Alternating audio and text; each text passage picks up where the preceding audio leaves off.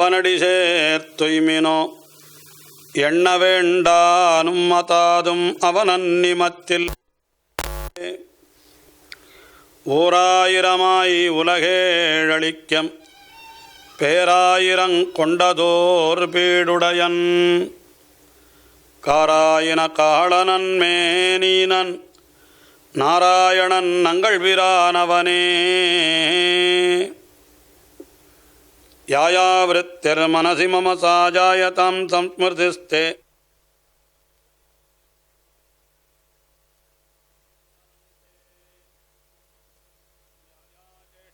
வபுஷி பகவன் சாபவேத் வந்தனம் தே சர்வம் பூயாத் வரவர முனே சம்யகாராதனந்தே. மீனோடாமை கேழல் அறிகுறளாய் முன்னும் இராமனாய் தானாய் பின்னும் இராமனாய் தாமோதரனாய் கற்கியுமானான் தன்னை என்று திருமங்கையாழ்வார் எம்பெருமானுடைய அவதாரங்களையெல்லாம் வரிசைப்படுத்தி சொல்லுகிறார். மீனோடு ஆமை கேழல் அரி குறள், அதற்கு பிறகு முன்னுமிராமனாய் என்று பரசுராமனை சொல்லி, தானாய் என்று ராமபிரானை சொல்லி, பின்னுமிராமனாய் என்று பலராமனை சொல்லி, தாமோதரன் என்று கண்ணனையும் கற்கியுமானான் தன்னை என்று இப்படி தசாவதாரத்தையும் சேர்த்து ஒரே பாசுரத்திலே அருளி செய்கின்றார் திருமங்கை ஆழ்வார். ஆனால் தசாவதாரம் என்னால் இந்த 10 அவதாரம்தான் என்று நாம் கொள்ள முடியவில்லை. காரணம் என்னென்னா ஒவ்வொருத்தரும் ஒரு மாதிரி காட்டியிருக்கிறார்கள். அதை ஏற்கனவே தெரிவித்திருக்கிறேன். எம்பெருமானுடைய அவதாரங்களிலே 10 அவதாரங்கள் என்னும் ஒரு விதமாக சொல்லுகிறார்களே தவிர, சில பேர் இப்போ ஆழ்வாரே திருமங்கை ஆழ்வாரே பாசுரம் பாடுகின்ற பொழுது ஹம்சாவதாரம் என்று ஒரு அவதாரத்தை சேர்த்து 10 அவதாரமாக காட்டுகிறார். வேறொரு பதிகத்திலே பலராம அவதாரத்தை விட்டுட்டு ஹம்சாவதாரத்தை எடுத்துக்கொள்ளுகிறார் அவர். இன்னும் சில பேர் கிருஷ்ணாவதாரத்தையும் விட்டுட்டு புத்தாவதாரத்தை எடுத்துக்கொண்டு கிருஷ்ணன் தான் இந்த 10 அவதாரங்களை செய்தவன் என்ன அவனை மூலபுருஷனாக வைத்து இப்படி காட்டுகிறார்கள் என்று இப்படி காட்டுகின்ற பொழுது பல பல விதமாக அப்படி இருக்கிறது. அதில் இவர் காட்டுகின்ற இந்த 10 அவதாரங்கள், இந்த 10 அவதாரங்களிலே இப்பொழுது நாம் அனுபவித்து கொண்டு வருகின்ற கிரமத்திலே பார்த்தோமானால் மத்ய கூர்மங்களை சேர்த்து அனுபவித்தோம். அதற்கு பிறகு ஒவ்வொரு நாள் ஒரு அவதாரம் என்கிற கணக்கிலே வராக, நரசிம்ம, வாமன என்று இவர்களையும் அனுபவித்திருக்கிறோம். அதற்கு மேலே இப்பொழுது நாம் அனுபவிக்க வேண்டிய அவதாரம் என்று நாம் பார்த்தோமானால் அடுத்தபடியாக பரசுராம அவதாரம் என்று சொல்லப்படுகின்ற அந்த அவதாரம், அதற்கு பிறகு ராமாவதாரம், அதற்கு பிறகு பலராம அவதாரம், அதற்கு பிறகு கிருஷ்ணாவதாரம் என்று இப்படி ஓரோரு அவதாரங்களாக நாம் அனுபவிக்க வேணும் என்று அப்படி நாம் கொண்டோமானால் அதில் அவகாசம் நமக்கு கிடையாது. நமக்கு இருக்கிறது இன்னும் 2 நாள் தான். இன்றைக்கு ஒரு நாள், நாளைக்கு ஒரு நாள் என்று 2 நாள் தான் இருக்கிறது. அதில் முக்கியமான அவதாரங்களை அனுபவித்தாக வேண்டும் என்கிறபடியினாலே இன்றைய தினம் ராமாவதாரத்தையும் நாளைய தினம் கிருஷ்ணாவதாரத்தையும் அனுபவிக்கலாம் என்று நினைக்கிறேன். இதிலேயும் இந்த பரசுராம அவதாரத்தை பற்றி சஹஸ்ரநாம அத்தியாயத்திலையும் ஒன்றும் அதிகமாக இடம் பெறலை. அது கூட ஒரு ஆச்சரியம்தான். பரசுராம அவதாரத்தை பற்றி ரொம்ப அதிகமான திருநாமங்கள் அப்படி ஏற்படவில்லை. அதே போல் பலராம அவதாரத்தை பற்றியும் அதிகமான திருநாமங்கள் ஸ்ரீவிஷ்ணு சஹஸ்ரநாம அத்தியாயத்தில் ஏற்படவில்லை. ஆனால் ராமாவதாரத்தை பற்றி சொல்லுகின்ற பொழுது கிட்டத்தட்ட ஒரு 32 திருநாமங்கள் சஹஸ்ரநாமத்திலே ராமாவதாரத்தை சொல்லுவதாக பராசர பட்டர் வியாக்கியானம் பண்ணி காட்டுகிறார். முக்கியமாக அவருடைய கணக்கு பிரகாரம் 390வது திருநாமம் பரர்திஹி என்று தொடங்குகின்ற திருநாமம். பரர்தி பரமஸ்பஷ்டா துஷ்ட புஷ்ட சுபேக்ஷணா என்று அப்படி திருநாமங்கள் போகின்றன. அந்த திருநாமங்களுக்கு முன்னால் ஒரு அவதாரிக்கை எழுதுகிற பொழுது அந்த பரர்திஹி என்கிற திருநாமம் 390வது திருநாமமாக அமைந்திருக்கிறது.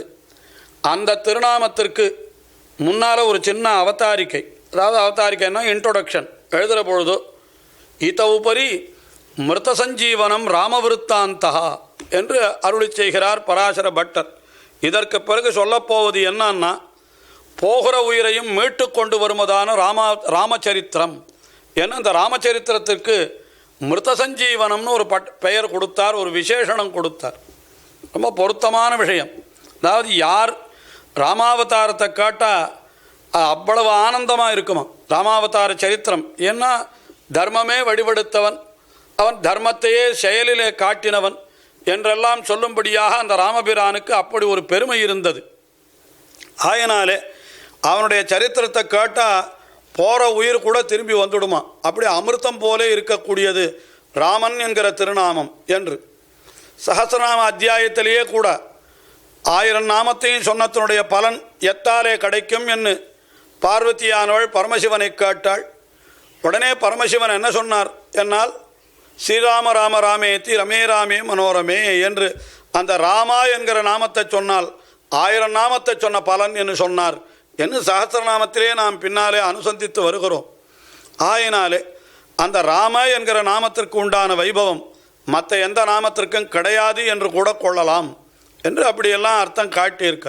அது எப்படி ராம ராம ராமன்னு சொல்கிறார், அது எப்படி சஹஸ்ரநாமம் ஆகும் என்று அதுக்கு விசேஷமான வியாக்கியானங்களெல்லாம் பண்ணி காட்டியிருக்கிறார்கள்.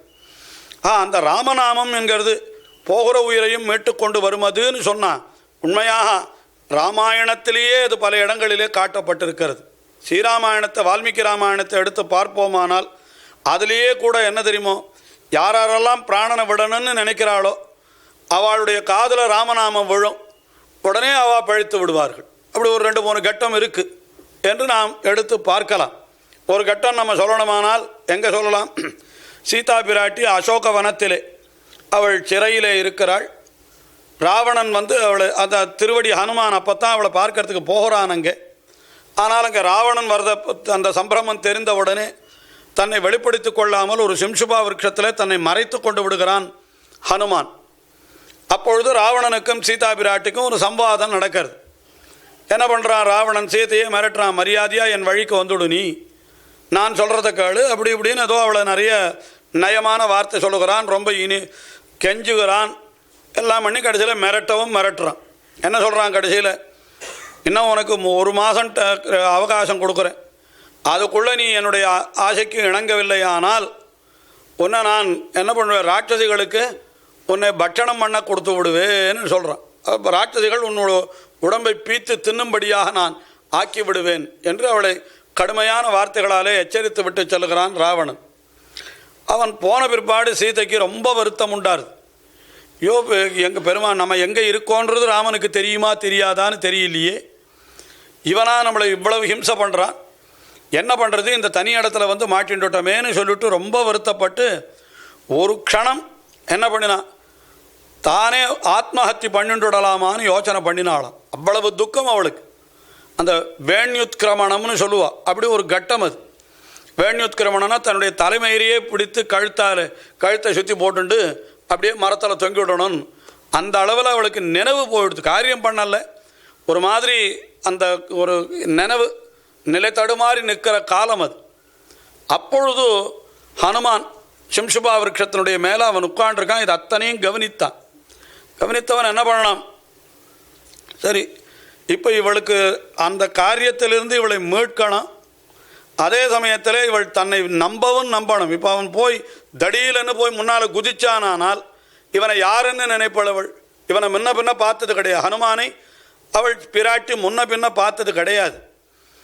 சரி, ராட்சசர்களெல்லாம் இஷ்டப்பட்ட ரூபத்தை கொள்ள வல்லவர்கள் ஆகையினாலே ஒருவேளை ராவணனே அல்லது வேறு ராவணனால் ஏவப்பட்ட ஒரு ராட்சசன் இப்படி மானா வந்தது போல இப்பொழுது குரங்காய் வந்திருக்கிறானோ என்று நினைத்தால் இன்னமன்னா பயந்து போயிடுவளவள்.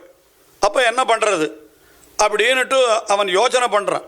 அதுதான் அந்த ஹனுமானுக்கு உண்டான பெருமையை சொல்லுகிற பொழுது, காரியே கர்மணி நிர்திஷ்டே யோ பகூன்யபி சாதையே,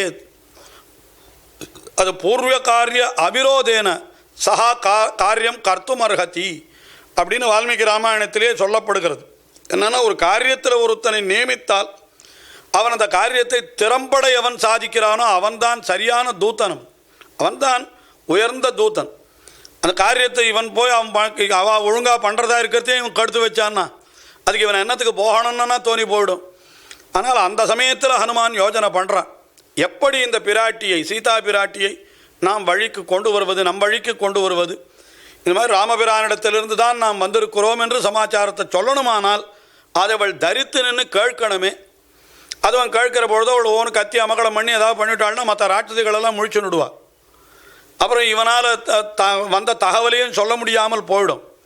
அவள் ஏகாந்தமாக இருக்கணும், தன்னை நம்பணும், தான் சொல்கிற வார்த்தையை அவள் கேட்கணும்னா என்ன பண்ணலாம் என்று யோஜனை பண்ணினான். அப்பொழுதுதான் இவனுக்கு ஒன்று தோணித்து, சரி ராமச்சரித்திரத்தை சொல்லுவோம், என்னதான் இருந்தாலும் அவள் ஊன்றி கேட்பளோ இல்லையோ அப்படின்னு சொல்லிவிட்டு எல்லா ராட்சதிகளும் நன்னா தூங்குற வரைக்கும் காத்துன்றிருந்து எல்லாம் தூங்கின பிற்பாடு ஏகாந்தமாக சீதா பிராட்டி என்ன அவளும் தூங்கின பிற்பாடு ஏதாவது தான் பண்ணிக்கலாமா, ஆத்மஹத்தியை பண்ணிக்கலாமான்ற அளவில் சீதா பிராட்டி யோசனை பண்ணின்னு இருக்கச்சே அவன் ஆசீத் தசரதோ நாம ராஜா ரத குஞ்சரவாஜிமான் என்ன ஆரம்பித்து ராமச்சரித்திரத்தை சொல்ல ஆரம்பிக்கிறான். ரொம்ப இனிமையாக அவனுக்கு தெரிந்த அளவில் அந்த ராமன் தசரதர் என்ன ஒரு சக்கரவர்த்தி, அவருக்கு 4 பிள்ளைகள், அதில் ராமன் என்கிறவன் மூத்தவன் என்ன ஆரம்பித்து அது வரைக்கும் நடந்த கதை நமக்கும் கொஞ்சம் முன்கதை சுருக்கம் மாதிரி சொல்கிறான்னு வச்சுங்களேன். அங்கேருந்து எல்லாத்தையும் சொல்கிறானவன். அதை கேட்ட உடனே சீதைக்கு ரொம்ப ஆச்சரியமாக போயிடுது. தான் எந்த காரியம் பண்ணணும்னு பிரயத்தனம் ஆரம்பிக்க நினைத்தாலோ அதை விட்டுட்டு இந்த அசோகவனிக்கையில் ராமனுடைய சரித்திரத்தை இங்கே வந்து சொல்கிறவா யார்? இது விரோதியினுடைய கிரகமாச்சே. இங்கே ராமன் என்னாலே ஒருத்தருக்கும் பிடிக்காது. அப்படி இருக்கிற பொழுது ராமன் சரித்திரத்தை யார் சொல்கிறான்னு அப்படியே கொஞ்சம் திரும்பி திரும்பி பார்த்தாள். உடனே யாரோ ராம சரித்திரத்தை சொல்கிறபடினால ராமனுக்கு வேண்டியவா வந்திருக்கணும் அப்படின்னு அவள் தெரிந்து கொண்டாள். அதுக்கு பிறகுதான் ஹனுமான் அவள் முன்னால் போனான், மேலே பேசினான்னு சரித்திரமெல்லாம் இருக்குது. இதில் இன்னொரு ஆச்சரியம், அது இந்த கட்டத்துக்கு நமக்கு வேண்டியதில்லை, இருந்தாலும் ரொம்ப அருமையான ஒரு என்ன சொல்கிறது, நிறைய பேருக்கு தெரிந்திருக்காத ஒரு விஷயம் இது. அது எங்கேயோ ஒரு இடத்துல படித்தேன் அடியேன்னு அதையும் சேர்த்து சொல்லிவிடுறேன். மதுரை தமிழ்ச்சங்கத்தில் திருநாராயணயங்கார்னு சொல்லிட்டு ஒரு பெரிய அந்த மதுரை தமிழ்ச்சங்கத்தை மறுபடியும் புனருத்தாரணம் பண்ணிச்சு. அவர் தான் அதுக்கு தலைவராக இருந்தார். ரொம்ப பெரிய தமிழ் பண்டிதர், ஸ்ரீ வைஷ்ணவர். திருநாராயணயங்கார்னு ரொம்ப பெரிய சுவாமி அவர். அந்த காலத்தில் உபயவேத பாண்டித்யம் உண்டவாள். அதில் அவர் ஒரு பெரிய ஆராய்ச்சி பண்ணி ஒரு விஷயம் எழுதியிருக்கார். வால்மீகரன் தமிழரும்னு ஒரு புஸ்தகம் எழுதியிருக்கார். இந்த புஸ்தகத்தில் அவர் எழுதியிருக்கிற முக்கியமான விஷயம் என்னன்னா, சீதா பிராட்டியின் இடத்துல ஹனுமான் தமிழிலே பேசினான்னு எழுதியிருக்கார். அந்த காலத்தில் தமிழ் தெரிந்திருக்கிறது வாளுக்கு. அதுக்கு நிறைய ஆதாரங்களெல்லாம் கொடுத்துருக்காரு. வெறுமை மொட்டையாக அப்படி எழுதிவிடலை.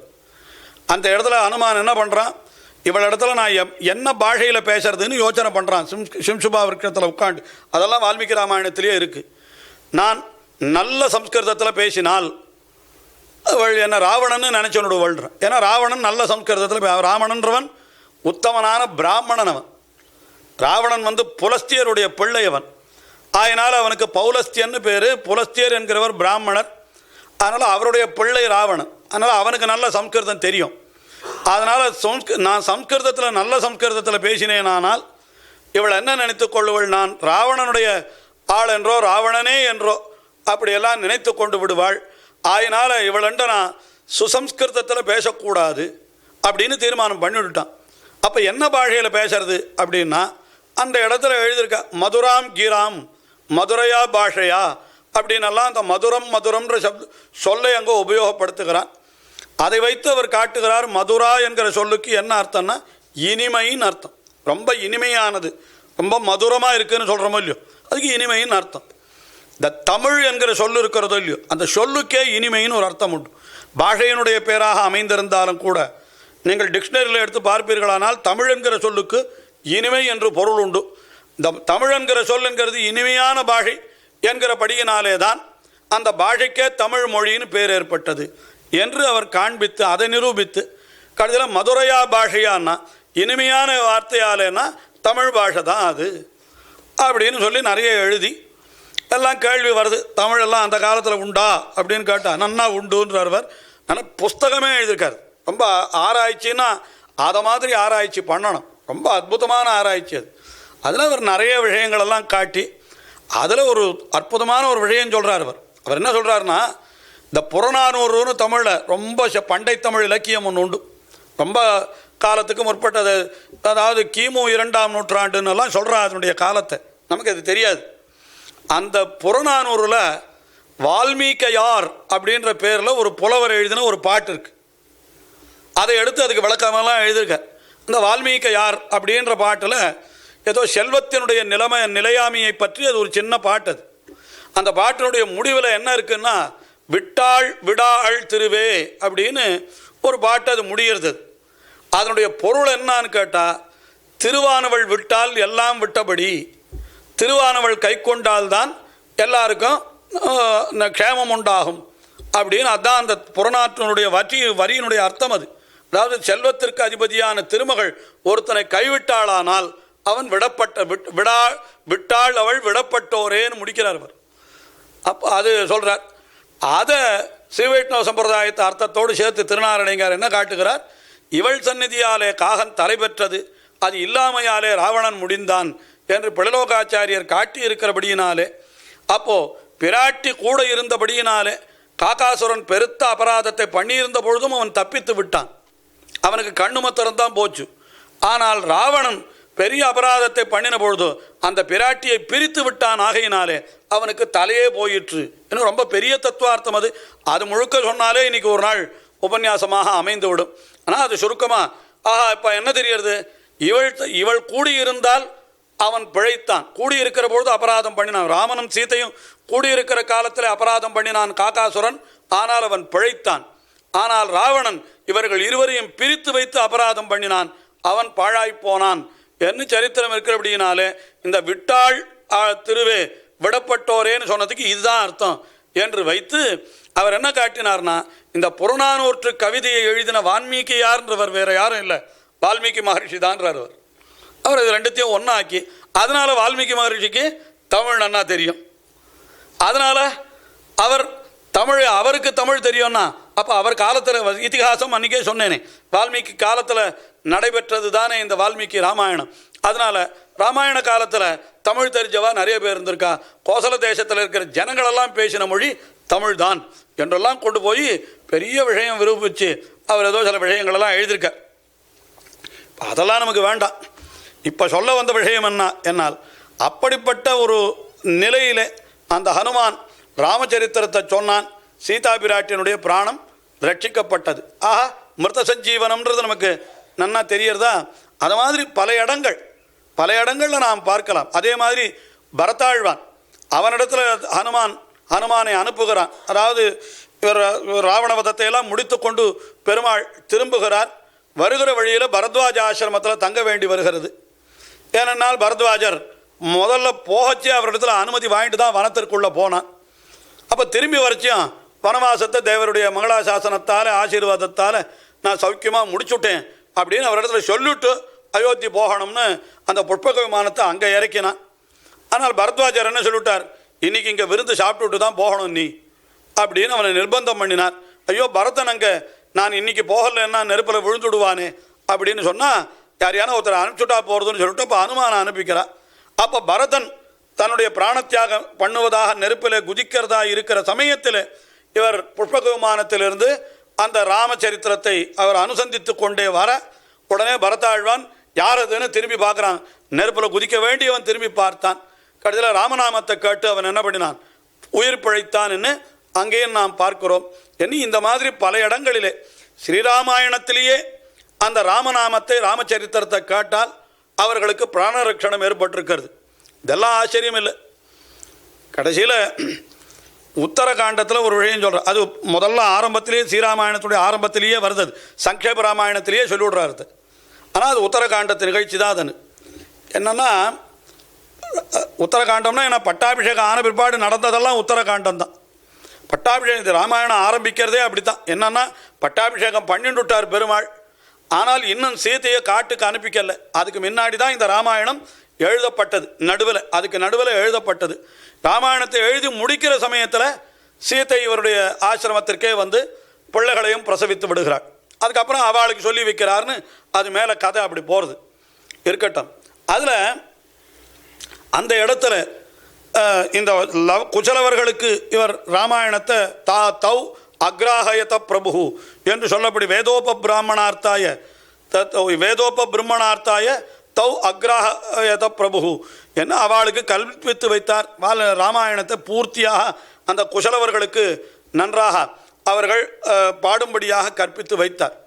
இவா என்ன பண்ணுறான்னா இந்த ராமாயண சரித்திரத்தை அவளுக்கு குசலவர்களுக்கு அப்போ தெரியாது. இப்போ ராஜ்யத்தை ஆண்டு கொண்டு இருக்கிற ராமபிரானை பற்றி தான் இந்த கிரந்தம் என்னோ அவர்தான் தங்களுடைய தந்தை என்னோ இதுகளுக்கு தெரியாது, இந்த குழந்தைகளுக்கு தெரியாது. ஆனால் எல்லா இடத்துலையும் போனால் அங்கே இவா ராமாயண சரித்திரத்தை பாடிகிட்டே இருக்காள். எல்லாரும் கூட்டம் கூட்டமாக இருந்து அயோத்தியில் இருக்கிற ஜனங்களெல்லாம் கேட்டு ஆனந்தப்படுற. எல்லாரும் குழந்தைகளுக்கு நிறைய பரிசெல்லாம் கொடுக்குறார். இது அந்த சாரணர்கள் அதாவது ஒற்றர்கள் மூலமாக ராமபிரானுடைய காதுக்கம் போய் சேர்றது.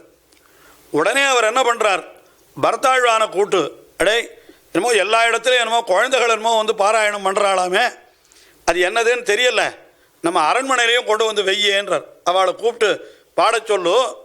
அப்படி கேட்டால் மமாப்பி பூத்திகரம் சியாத்துன்றார் அவர்.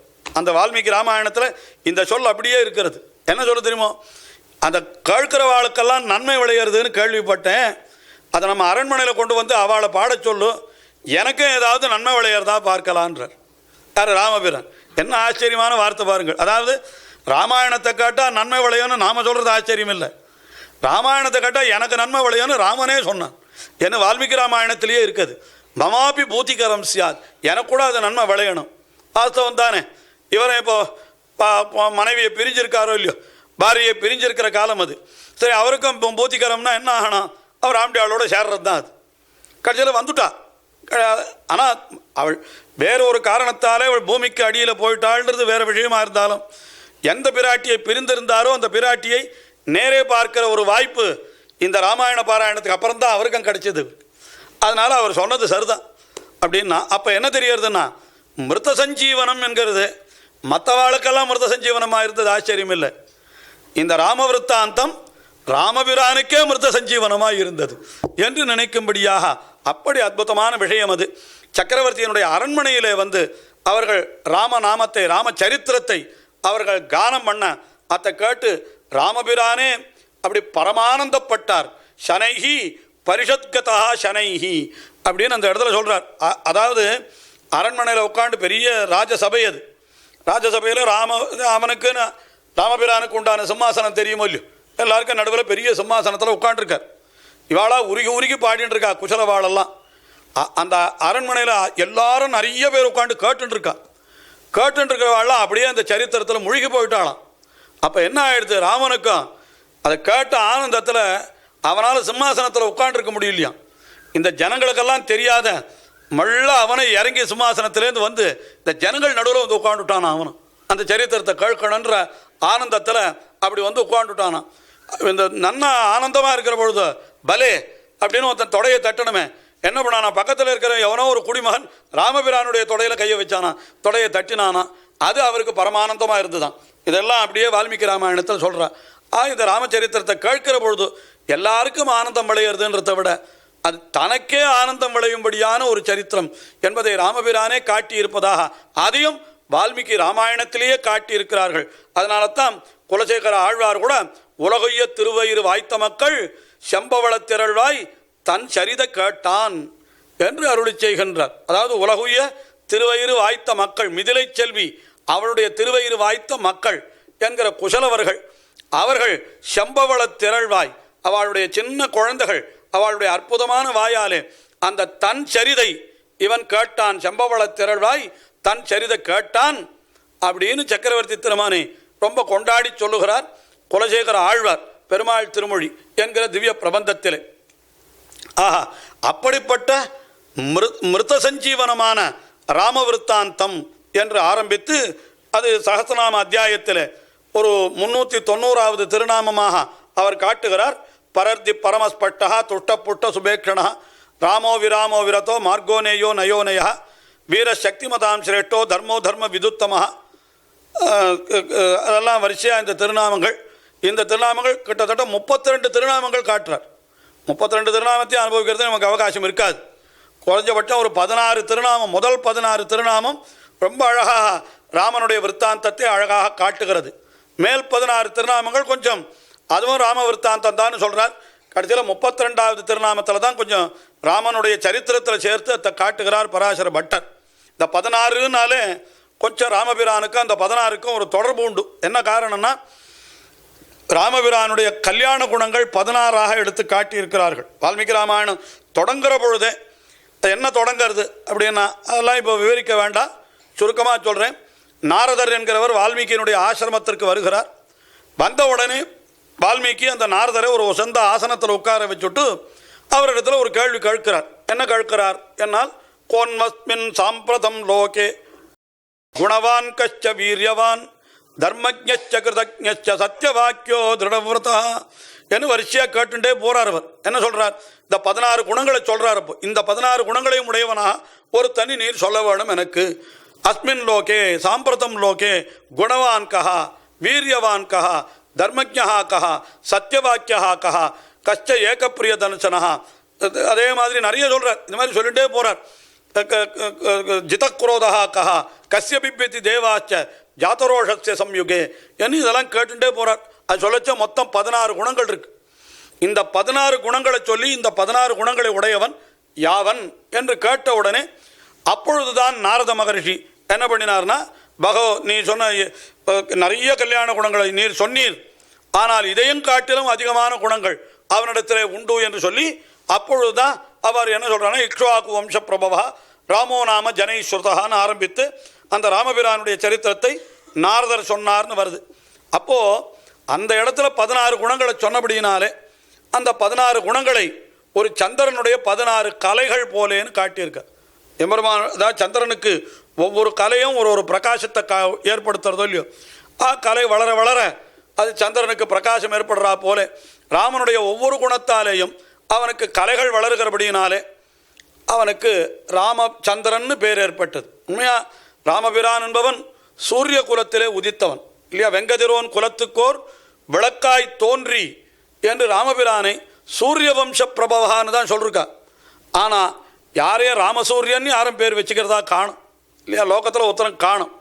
ஆனால் ராம திவாகரஹா என்று வால்மீகி சொல்லியிருக்கார், அது வேறு விஷயம். ராமனை திவாகரன் சூரியன் சொல்லியிருக்கார். ஆனால் பெரும்பாலும் லோகத்தில் பிரசித்தமாக பேர் வச்சுக்கிறவாள்லாம் கூட ராமச்சந்திரன் பேர் வச்சுக்கிறார். என்ன காரணம் என்னால், இந்த சந்திரனுக்கு 16 கலைகள் போலே ராமபிரானுக்கும் 16 கலைகளாக 16 திருக்கல்யாண குணங்கள் என்று காட்டுகிறார். அதே மாதிரி இங்கேயும் கூட முதல் 16 திருநாமங்கள், அதாவது நிறைய திருநாமங்கள் காட்டுறார்.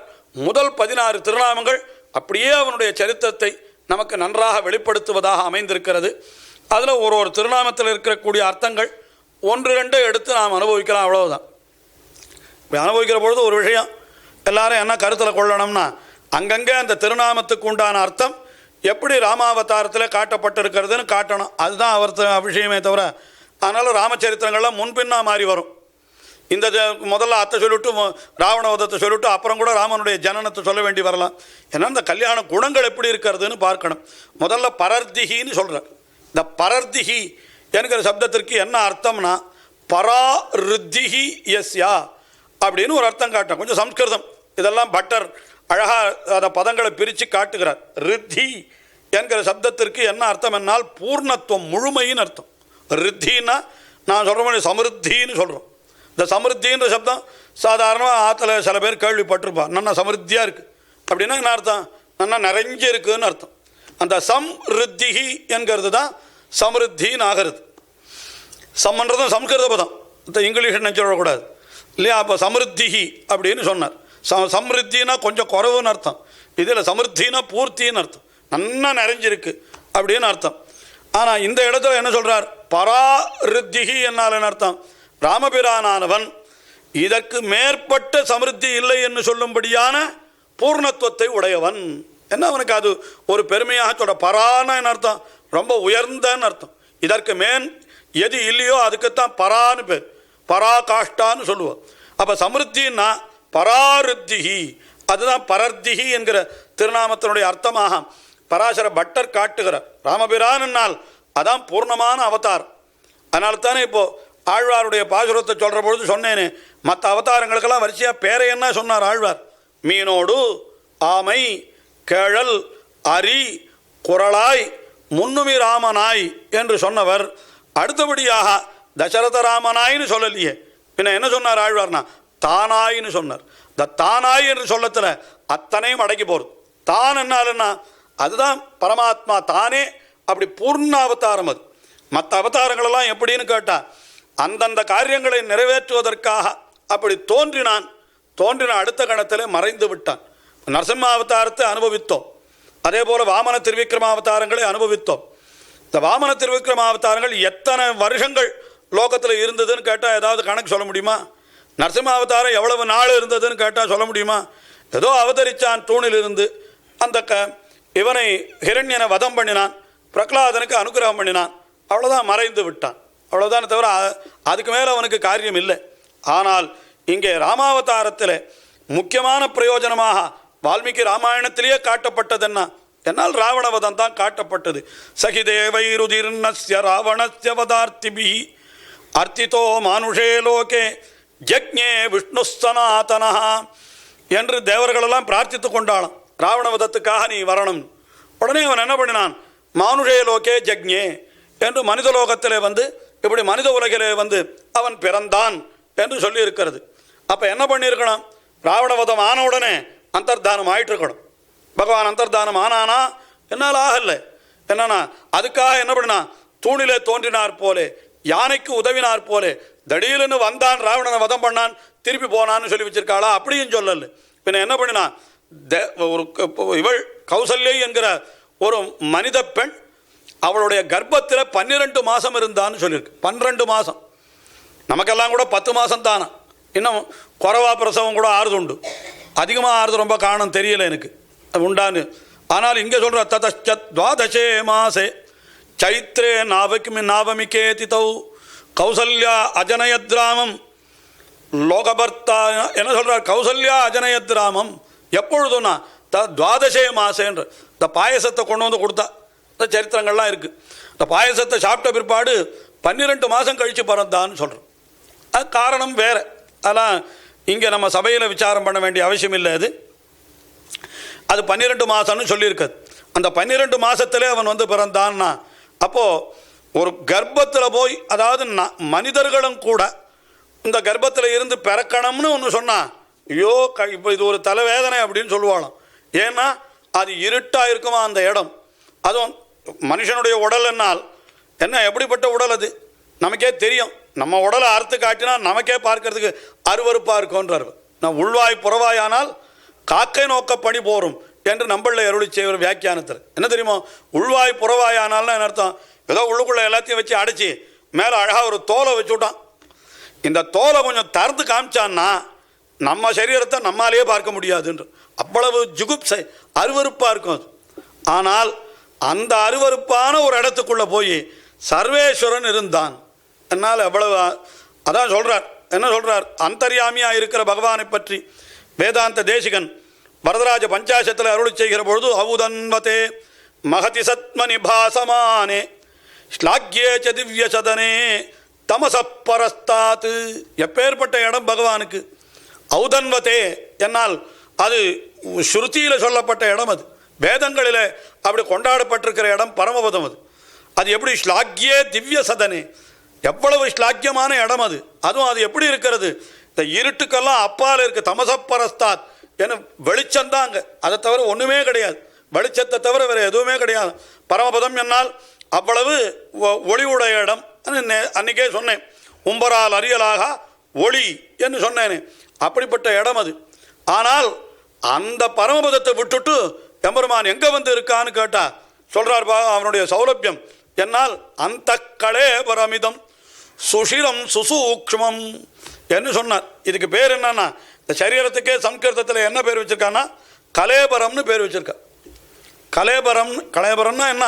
சரீரத்துக்கு கலேபரம்னு பேர். ஆனால் நாம் என்ன பண்ணுறோன்னா எல்லாம் கோணல் மணலாக இருந்தால் அதுக்கு கலேபரம்னு சொல்கிறோம் இல்லையாப்பா. அந்த மாதிரி சொற்கள்லாம் பேசுகிறவா கூட இப்போ கிடையாது. அந்த சொல்லலாம் கூட மறைச்சி போடுச்சு. சின்ன பசங்களுக்கு இதை கலேபரம்னா என்னதுன்னு கூட தெரியாது. ஆமெல்லாம் எல்லாம் ஒழுங்காக ஒழிச்சு வைக்கலன்னு வச்சுக்கோ. யாராவது ஒரு நம்மளுக்கு விருந்தாளி ஒருத்தர் வரேன்ற ராத்துக்கு, உங்கள் ஆத்துக்கு நான் கொஞ்சம் வந்துட்டே இருக்கேன், இப்போ வரட்டுமா அப்படி, கொஞ்சம் ஒரு 10 நிமிஷம் கழித்து வாங்குவோன்னு வாழம். ஏன் அப்படின்னா ஆமெல்லாம் ஒரே கலேபரமாக இருக்குது, நீங்கள் வரைச்சே கொஞ்சம் நீட்டாக இருக்க வேண்டாமா, ஒழிச்சு வைக்கணும் அப்படின்னு சொல்லுவாளாம். அந்த கலேபரம்னு பேர் வச்சுருக்கா. அதுக்கு அது காரணம் என்ன அப்படின்னு கேட்டால் வேற ஒன்றும் இந்த சரீரத்துக்குள்ளே இருக்கிறத திறந்து பார்த்தா கலையபுரமாக இருக்கலாம்.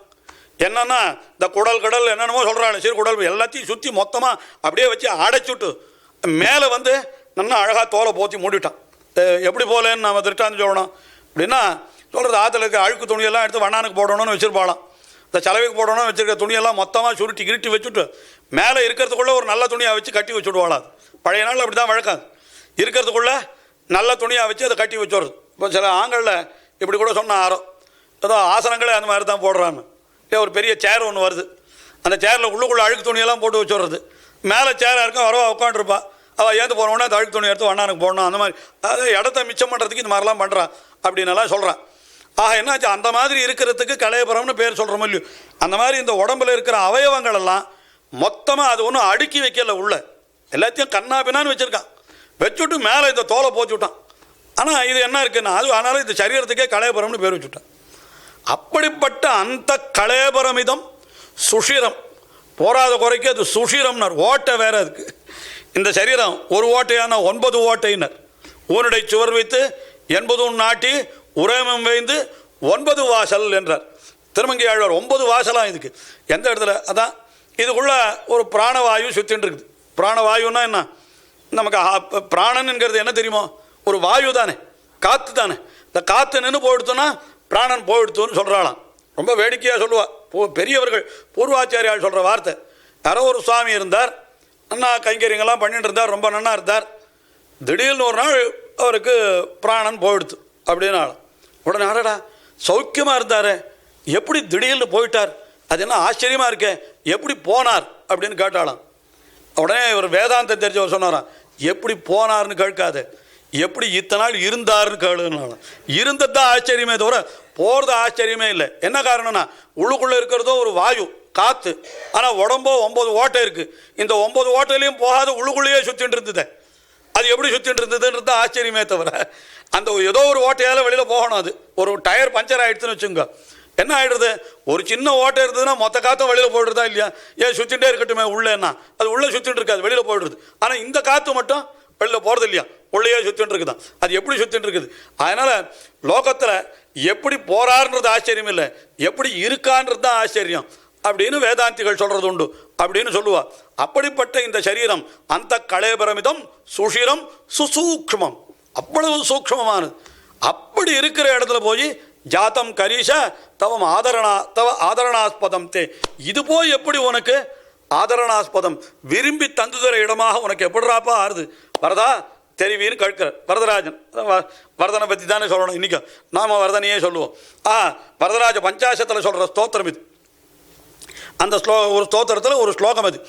உள்ளுக்குள்ள அந்தர்யாமியா எம்பெருமான் இருக்கிறான்னா இந்த சரீரத்துக்குள்ளே போய் அவன் எப்படி இருக்கான் அப்படின்னு கேட்கிறார். ஆனால் இதே காரியத்தை கௌசல்யனுடைய சரீரத்தில் எம்பெருமான் இருந்தான்றது அதையும் நினைத்து பார்த்தால், இப்படிப்பட்ட கர்ப்பத்தில் நீட்ட முடியாமல் கையை மடக்க முடியாமல் இருட்டிலே ஒடுங்கி கிடந்து இவனுக்கு என்று பசி எடுத்தால் இவன் ஆகாரம் சாப்பிட முடியாது. தாயார் சாட்டா அது இவன் குழந்தைக்கு கர்ப்பத்தில் இருக்கச்சு அப்போ தானே. இவனுக்கு ஒன்றும் அவ்வளவு ஒரு அவஸ்தைப்பட்டு நாம் இருக்கணும்னா நமக்கெல்லாம் தலையில் எழுத்து கர்மம், நாம் பாபம் பண்ணுறோம், அதுக்காக ஒரு கர்ப்பத்தில் வந்து சேர்றோம்.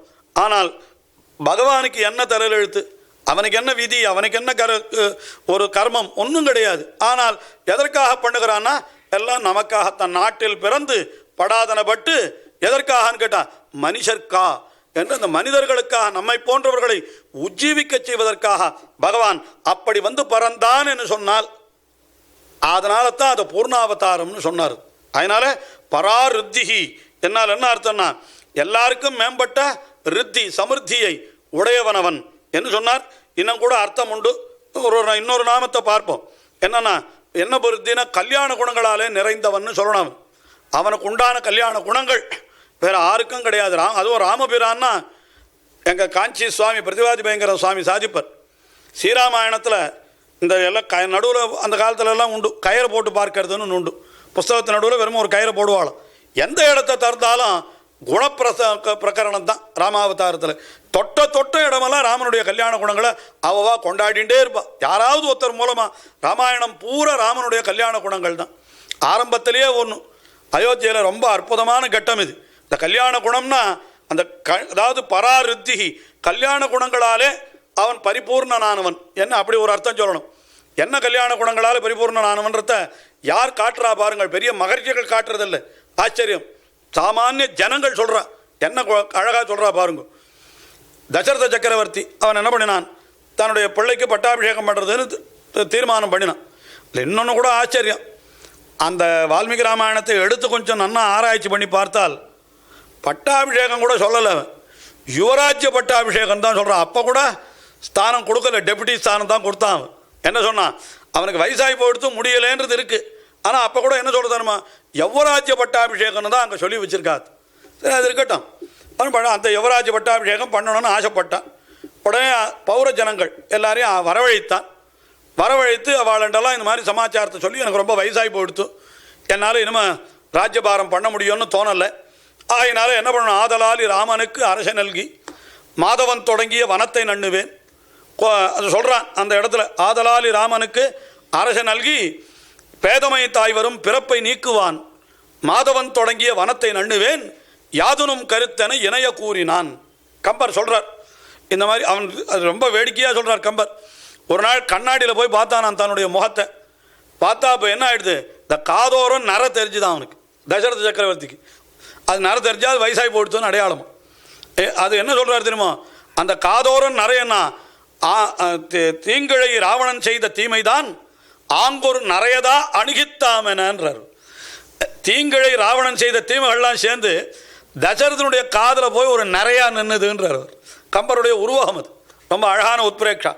அவர் என்ன சொல்கிற, அந்த நரையா அதான், அதனால தான் பட்டாபிஷேகம்னு ஆரம்பித்தான், அதனால தான் பின்னால் ராவணவதம் ஏற்பட்டதுன்ற வரைக்கும் எடுத்துகிட்டு போகணும். அதுக்காக தீங்கிழை ராவணன் செய்த தீமை தான் ஆங்கொரு நரையதா அணுகிற்றாம் என்னார். உடனே அவன் ஜனங்களை கூப்பிட்டான், பட்டாபிஷேகம் பண்ணணும்னு சொன்னான். இதை கேட்ட உடனே அவன் என்ன எதிர்பார்த்தான் அப்படின்னா, என்ன இப்போ உனக்கு நான் வயசாகி போச்சு, எல்லாரும் இதுதான் எதிர்பார்ப்பு, எத்தனை வயசானாலும் அந்த ஆசை விடுறது இல்லையே, இன்னும் கொஞ்ச நாள் நீயே இருக்கணும், இன்னும் கொஞ்ச நாள் நீயே இருக்கணும் அப்படின்னு சொன்னால் ஒரு ஆனந்தம் அவனுக்கு. அப்படி தான் சொல்லுவான்னு எல்லாம் எதிர்பார்த்தான். அப்படி இல்லைன்னா கூட என்ன சொல்லியிருக்கலாம், அப்பா இது வரைக்கும் எங்களுக்கு நன்மை எது தீமை எதுன்னு நாங்களாக சொன்னோம், நீ தானே பண்ணின, என்ன உண்டோ நீயே ஆராய்ச்சி பண்ணி எது நல்லதோ அதை நீயே பண்ணு அப்படின்னாவது சொல்லியிருக்கலாம். ஆனால் அயோத்தியாவாசி ஜனங்கள் அத்தனை பேரும் சேர்ந்து என்ன சொன்னாலாம் தெரியுமா, அநேக வருஷ சாகசிராணி விருத்தஸ்வமசி பார்த்திவா அப்படின்னு சொன்னாலாம். அதாவது அநேக 1000 ஆண்டுகள் ராஜ்யத்தை ஆண்டு விருத்தஸ்வமசி அப்படின்னா என்ன அர்த்தம், ரொம்ப வயதானவனாக ஆகிவிட்டாய். இதான் ஸ்லோகத்துக்கு இவ்வளவுதான் அர்த்தம். விருத்தஸ்வமசி பார்த்திவா, ரொம்ப வயசாகிடுத்து உனக்கு அப்படின்னு சொன்னா அப்படின்னு அர்த்தம். ஆனால் அதுக்கு நம்மள வியாக்கியானம் பண்ணினார். ஸ்லோகத்தில் இருக்கிறது அதுதான், சப்தத்துக்கு என்ன அர்த்தம் தெரியுமா, என்ன அர்த்தம் தெரியுமா, கழவா ஒழிந்து போ என்றார்கள் அப்படியே எழுதிட்டார். கழவா ஒழிகன்னாளாம் அத்தனை பேரும் சேர்ந்து என்ன சொன்னால், அயோத்தியாவாசி ஜனங்கள் அத்தனை பேரும் கழவா ஒழிகன்னாளாம். உடனே தசரத சக்கரவர்த்திக்கு ரொம்ப துக்கமாகி போயிடுது. அவளை பார்த்து கேட்டானா, என்ன இது என்னமோ கொடுங்கோலனுடைய ஆட்சியில் இருந்த மாதிரி என்னமோ கழவா ஒழிகன்னு சொல்கிறீங்களே, நான் என்ன அப்படி என்ன உங்களுக்கு கொடுமை பண்ணிவிட்டேன், எவ்வளவு கஷ்டப்பட்டு ராஜ்யத்தில் தர்ம நெறியே கொண்டு உங்களை ஆள்றதுக்காக நான் எத்தனை தியாகம் பண்ணியிருக்கேன், என்னை போய் அப்படி சொல்லிவிட்டீர்களே, என்னிடத்தில் என்ன குறை கண்டீர்கள் நீங்கள், என்னிடத்துல ஏதாவது குறை இருந்தால் சொல்லுங்கள் முதல்ல, இருக்கட்டும் அது மீதி இருக்கட்டும், என்ன குறை கண்டீர்கள் என்னிடத்துல, நான் ஒழிந்து போன்னு சொல்கிற அளவுக்கு நான் என்ன உங்களுக்கு கஷ்டம் பண்ணினேன் அப்படின்னு கேட்டானான். உடனே இந்த ஜனங்களெல்லாம் சேர்ந்து என்ன சொன்னாலாம், அப்பா உன்னிடத்திலே ஒரு குறை இல்லை, ஆனாலும் ஒரு பெரும் குறை உண்டு அப்படின்னு. குறைவோ ஒன்றும் கிடையாது, ராஜ்யத்தில் ரொம்ப சௌக்கியமாக தான் இருந்தோம், ஆனாலும் உன்னிடத்துல ஒரு பெரிய குறை உண்டுன்னாலும். என்ன குறைன்னு கேட்டானா, உன்னை விட குணசாலியாக ஒரு பிள்ளையை பெற்றிருக்கியே அதுதான் நீ பண்ணின குறை, உன்னிடத்தில் இருக்கிற குறை என்ன சொன்னாலும். உன்னை விட குணசாலி, உன்னுடைய ராஜ்யத்திலே எங்களுக்கு இவ்வளவு நன்மைகள் விளையிறதுன்னு சொன்னான்.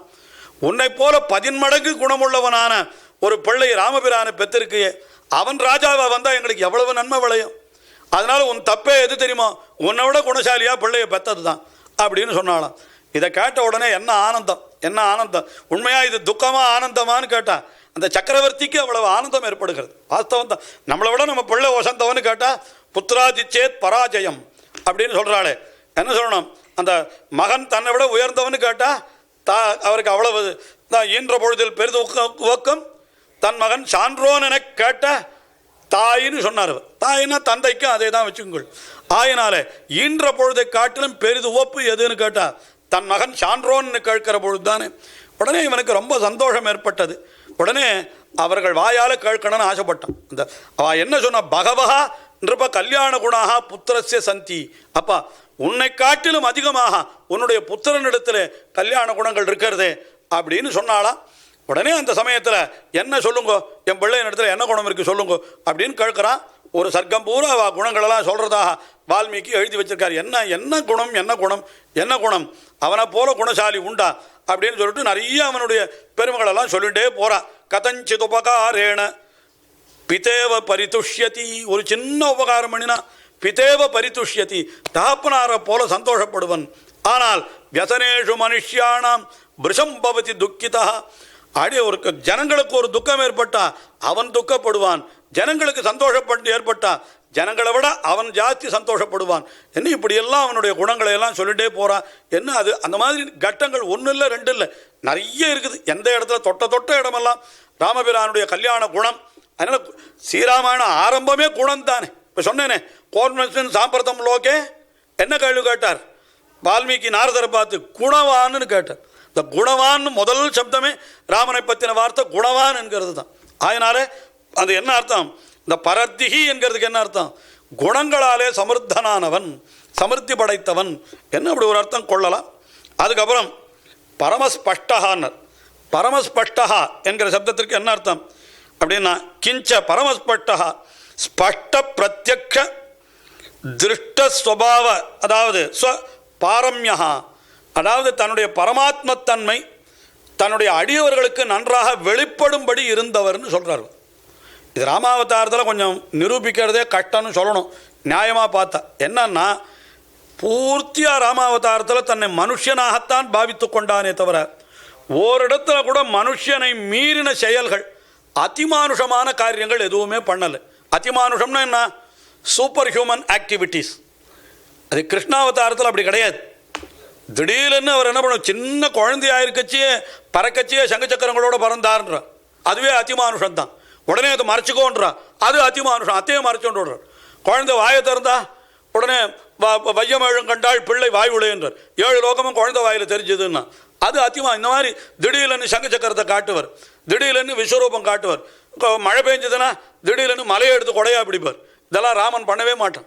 எங்கேயான ராமன் பண்ணியிருக்கானா யோஜனை பண்ணி பாருங்கள். ஏதாவது ஒரு இடத்துல ஒரு அதிமானுஷமான காரியம், அதாவது மனித செயல்களுக்கு மீறின செயல்களை ராமபிரான் செய்தான்னு கிடையவே கிடையாது. என்ன காரணம் என்னால் பூர்த்தியாக அந்த அவதாரத்திலே தன்னை மனுஷனாகவே பாவித்து கொண்டான். முக்கியமாக ஒரு கட்டம் சொன்னால் உங்களுக்கெல்லாம் புரியும். என்ன சொல்லணும், சமுத்திரத்தை எப்படி தாண்டுறதுன்னு விசாரம். ஏன் ஹனுமான் எப்படி தாண்டினார், ராம நாமத்தை சொன்னார் தாண்டிவிட்டார், அக்கறைக்கு போய் சேர்ந்துவிட்டார். ஏன் அங்கேருந்து போனார் அக்கறைக்கு போய் சேர்ந்துவிட்டார். ராம நாமத்தை சொன்ன ஹனுமான் தாண்டினான். ராமன் சமுத்திரத்தை எப்படி தாண்டுறதுன்னு கவலைப்பட்டு உட்காந்துருக்கார். ஏன் சுவாமின்னு கேட்டால், ஹனுமான் தேவயோனி, அவன் வந்து இவனுடைய பிள்ளை, வாயுனுடைய புத்திரன் அவன். அதனால் அவன் என்ன வேணா பண்ணலாம்.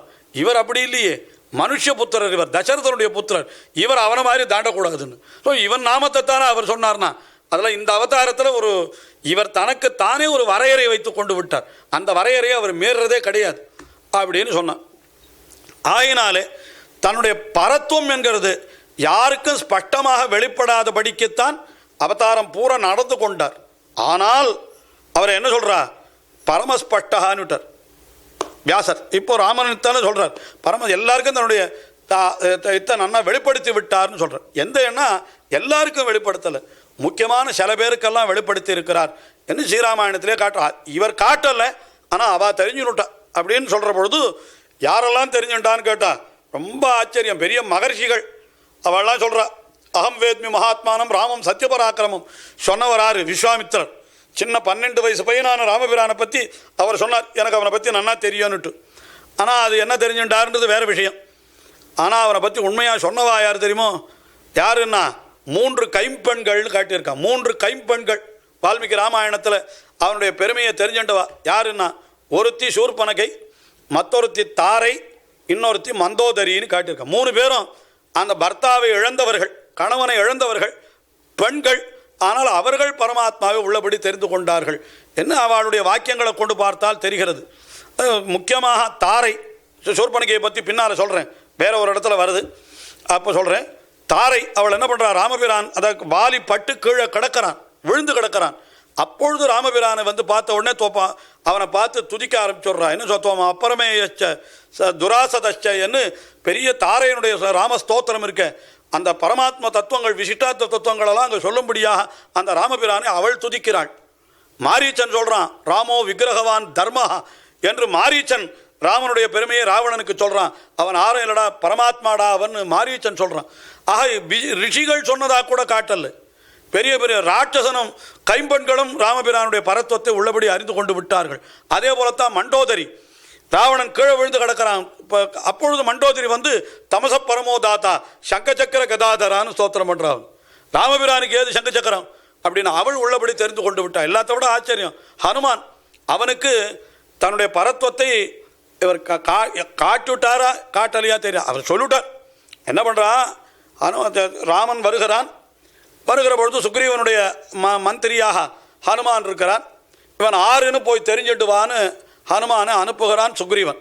ஏதாவது வாலி அனுப்பிச்சவனான்னு சந்தேகம் வந்துடுறது அவனுக்கு, அதனால நீ போய் தெரிஞ்சுட்டு வான்றான். இவன் கிட்டக்க போகிறான் ஹனுமான். போனால் அந்த இடத்துல ஹனுமான் ரொம்ப சாமர்த்தியமான பேச்சு பேசுகிறான், ராமபிரானை பார்த்து பேசுகிறான். என்னன்னா, இவன் ராமபிரானுடைய திருமேனி அழகை பார்த்தால் அவ்வளவு ஒரு ரிஷியை போலேயே இல்லை அவன். என்ன அந்த அழகு, மேலே அந்த அழகும் வரப்போகிறது பின்னால், அழகு ரொம்ப அழகாக இருக்கான். ஆனால் ஜடாமுடி தரித்திருக்கிறான், ரிஷியை போல ஜடாமுடி தரித்திருக்கிறான். அப்புறம் கையில் வில்ல வேலை வச்சுருக்கான். என்ன ஒன்றுக்கு ஒன்று சேரா சேர்த்தி, இது அழகு, அவனுடைய திருமேனியினுடைய வடிவம், கையில் வில்லு, ஜடாமுடி, இதெல்லாம். எனக்கு கூட ஒரு சந்தேகம், என்ன சந்தேகம்னா, இந்த ஜடாமுடி தரித்து ராமனை படம் போடுறவா எல்லாரும் சித்திரத்தில் படம் போடுறாளோ இல்லையோ, ராமர் எப்படி இருந்தாருன்னு யாருக்கு தெரியும், நமக்கு தெரியாது. ஆனால் அதெல்லாம் நம்ம கண்ணால் பார்த்து இவாளெலாம் படம் போட்டு வச்சுருக்கா. எந்த படத்துலையும் ராமபிரானுக்கு தாடி மீசை போட்டதே கிடையாது. ஆனால் 14 வருஷம் வனவாசத்தில் அவருக்கு வந்து ஜடாமுடின்னா அது தீட்சையில் தானே அவர் இருந்திருக்கார்.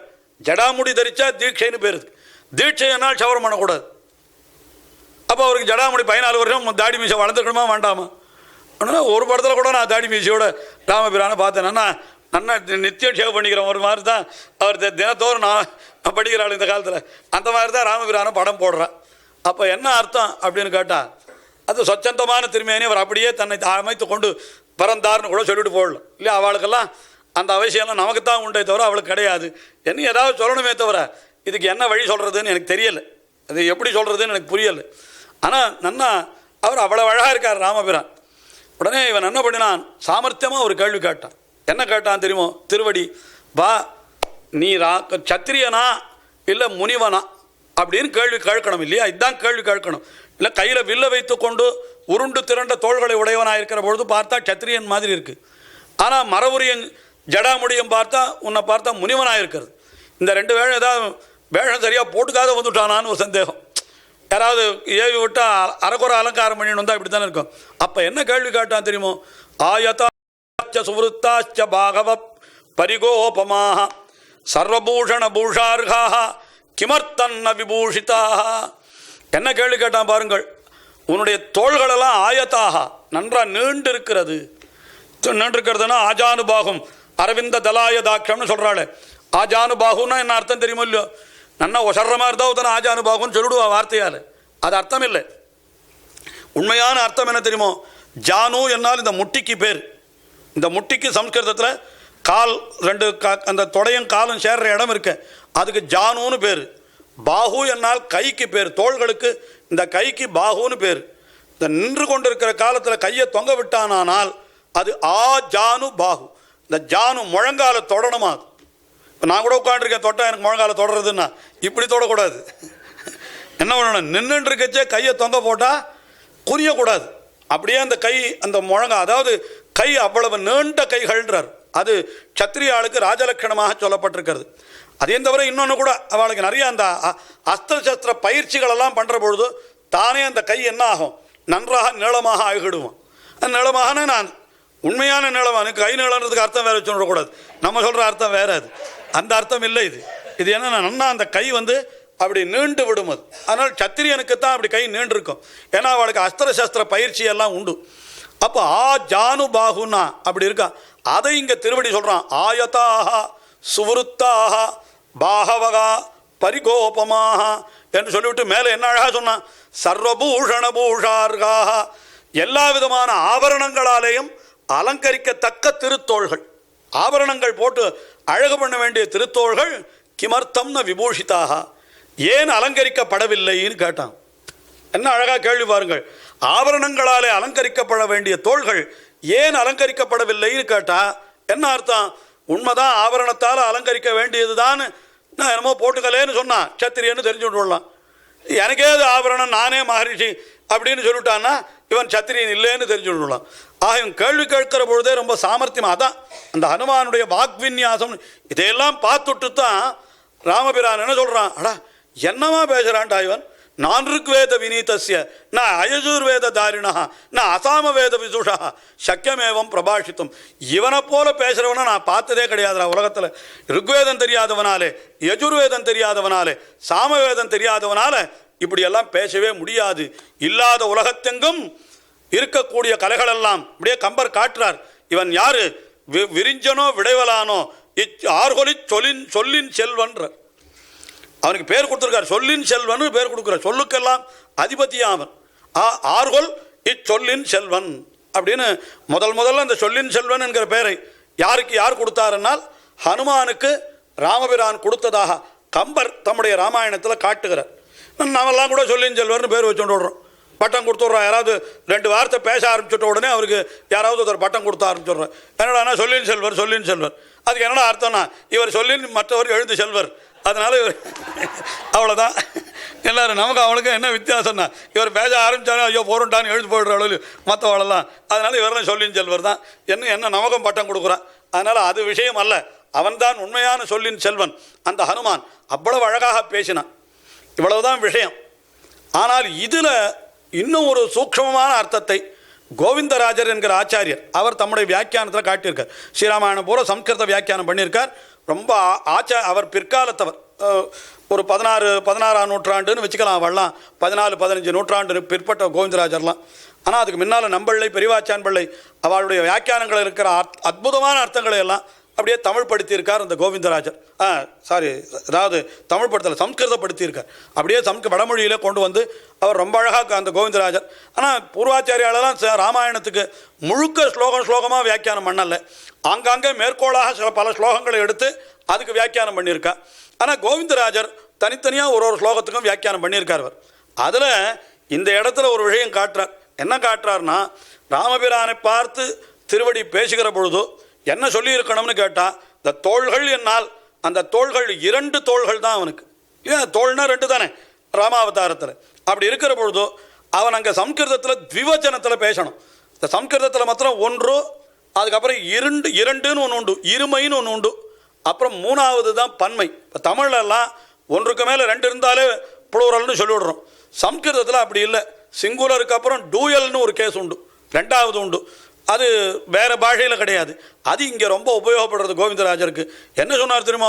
ஆயத்தௌ சூருத்தௌச்ச பாகூத்தே பரிகோபமௌன்னு சொல்லியிருக்கணும். ஆயத்தௌ 2 தோள்கள், சுவருத்தௌ நன்றாக திரண்டு இருக்கிற தோள்கள், பாகு பாகவஹ. அப்போ பாகவஹன்னா பன்மை அது. ஆனால் அவன் என்ன சொல்லிட்டான்? ஆயத்தாச்ச சுவருத்தாச்ச பாகவஹா பரிகோபமாக என்று பன்மையில் சொல்லி இருக்கிறான்.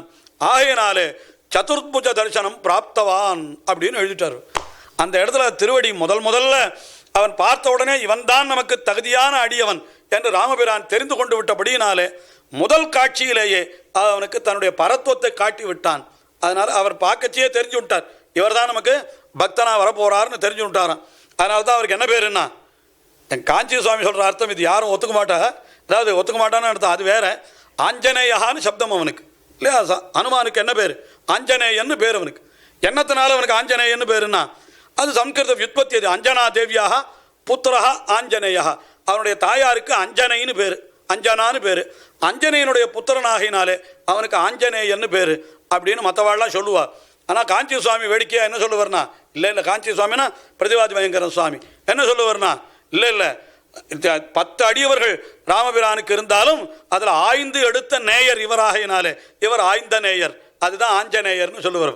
எத்தனை உபகாராய சுக்ரீவா, ராஜ்யகாங்கி விபீஷணா, நிஷ்காரணாய ஹனுமான் என்று பிரமாணங்களெல்லாம் சொல்கிற பொழுது மற்றவாளெல்லாம் இவர் இடத்துல உபகாரம் வாங்கிட்டு பிரத்யுபகாரம் வாங்கிட்டா, இவருக்கு உபகாரமும் பண்ணிட்டு தாங்களும் உபகாரம் வாங்கிட்டா. ஆனால் இவர் தான் என்னன்னா பிரத்யுபகாரமே வாங்கிக்காம இவனுக்கு ராமனுக்கு பெரிய உபகாரங்களை செய்தவர். அதனால இவர் ஆஞ்சநேயர் அப்படின்னா அர்த்தம். ஆஞ்சி எடுத்த நேயர் இவர். என்ன தேடி சல்லடை போட்டு சலிச்சு எடுத்தாலும் இவரை மாதிரி ஒருத்தர் கிடைக்க மாட்டார்.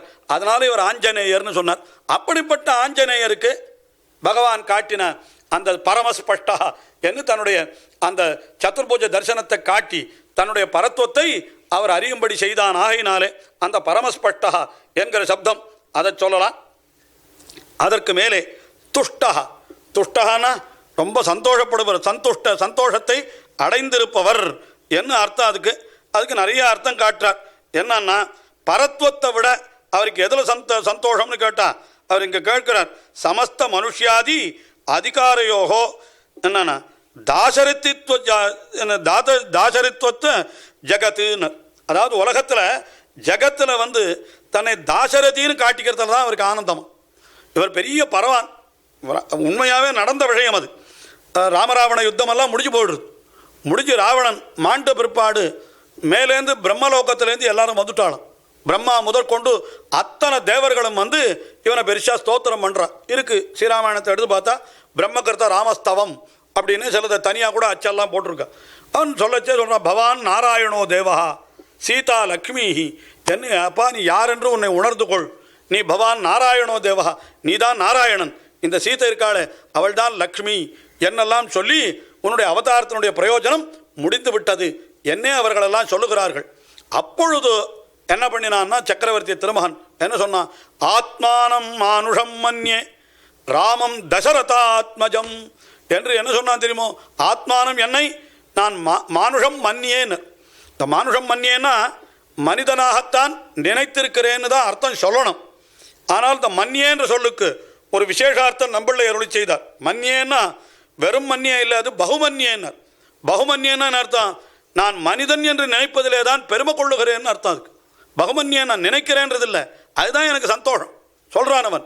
அதுவும் எப்படி தெரியுமா, ராமம் தசரத ஆத்மஜம், என்னுடைய தசரதன் பிள்ளை என்று சொன்னால்தான் எனக்கு பெருமை. அதனால்தான் தாசரதின்னு பேர் வைத்துக் கொள்ளுகிறான். ஸ்ரீவைஷ்ணவ ஆச்சாரியர்கள் எங்கே அவனை பற்றி வார்த்தை எழுதினாலும் அவனை ராமன் என்கிற சொல்லால் எழுதவே மாட்டான். சக்கரவர்த்தி திருமகன், சக்கரவர்த்தி திருமகன் எழுதுவாளாம். இதை கேட்டால் அவனுக்கு அவ்வளவு ஆனந்தம். என்ன காரணம், தசரதனுடைய பிள்ளை என்று சொல்கிறத கேட்டால் அவனுக்கு உண்டாகிற ஆனந்தத்திற்கு எல்லையே கிடையாது. ஆயினாலே அதுதான் துஷ்டகான்னார். அதுக்கு மேலே புஷ்டகா, இப்படிப்பட்ட மகா குணங்களாலே அவர் என்ன பண்ணார்னா ஏவம் மகாகுணைகி பரிபூர்ணகா புஷ்டகா, எல்லாவற்றாலும் நிறைந்திருப்பவர்னு சொன்னார். அதாவது அதை வெளிப்படுத்துகிறார். தன் சந்தோஷத்தை எப்படி பண்ணுவார்னா இன்னும் கீழே கீழே போக போக நமக்கெல்லாம் துக்கம் ஏற்படும். ஆனால் அவளுக்கெல்லாம் என்ன தெரியுமோ, கீழே கீழே சக்கரவர்த்தி திருமன் அவனை அழைத்தான். தசரத சக்கரவர்த்தி நாளை தினம் உனக்கு பட்டாபிஷேகம்னு சொன்னான். ஒன்றுமே சொல்லலை ராமபிரான். தலையை ஆட்டிட்டு வந்துட்டார். அவர் என்ன சொன்னான்னா தலையை வந்துட்டார், எல்லாம் ஆயிடுத்து. ராத்திரியெல்லாம் இருந்து என்னென்ன உபவாசங்கள் இருக்கணும், என்னென்னமோ பண்ணணும், எல்லா நெறிகளையும் கடைபிடித்தார். ஆனால் அதுக்குள்ளே கை வந்தால் கலகம் பண்ணினாள். எல்லாருக்கும் தெரிஞ்ச சமாச்சாரம் தானே. மறுபடியும் கூப்பிட்டு என்ன சொன்னான்னா, உனக்கு ராஜ்யம் கிடையாது, வனவாசம்னுட்டு. ஒரே நாளில் மாறி போயிடுத்து. ராத்திரி சொன்னது கார்த்தால மாறி போயிடுத்துன்னு வச்சுங்களேன். இன்றைக்கி ராஜ்யம் கிடையாது, உனக்கு வனவாசம் தான் சொன்னான். உடனே அப்போது அந்த புஷ்டகான்னா எப்படி தெரியுமோ வெளிப்படுத்தணும். அவனுடைய திருமேனியினுடைய இது சொல்கிறாளோ இல்லையோ, அவன் என்ன அவனுடைய உணர்ச்சி எப்படி இருந்ததுன்றது அது பாடி லாங்குவேஜ்னு அது காட்டி கொடுத்துடும் அப்படின்னு இப்போ எல்லாரும் சொல்கிறாள். அந்த பாடி லாங்குவேஜ்னு சொல்கிறார். அந்த சமயத்தில் கம்பர் என்ன சொல்கிறாருன்னா அதை பற்றி அவர் ஒரு பாசுரம் எழுதினார்.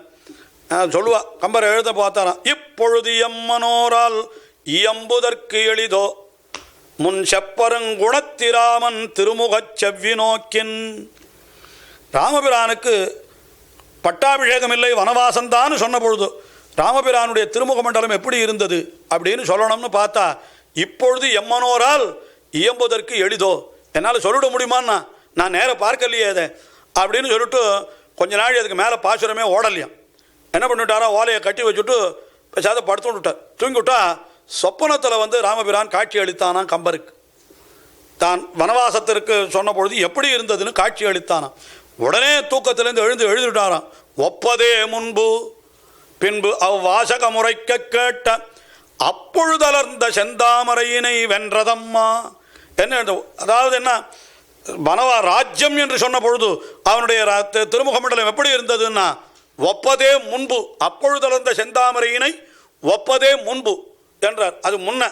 ஆனால் உனக்கு ராஜ்யம் கிடையாதுன்னு சொன்ன பொழுதே அப்பொழுது அலர்ந்த செந்தாமரையினும் வென்றதம்மான், அதையும் வென்று விட்டது. இன்னும் பாட்டெல்லாம் எழுதுறார். அருளுடைய மன்னவன் ஏவல் திறத்து அஞ்சி என்ன பண்ண, தசரதன் சொல்லிட்டான் பட்டாபிஷேகம் சொல்லிட்டு, அதை மறுக்க முடியலை.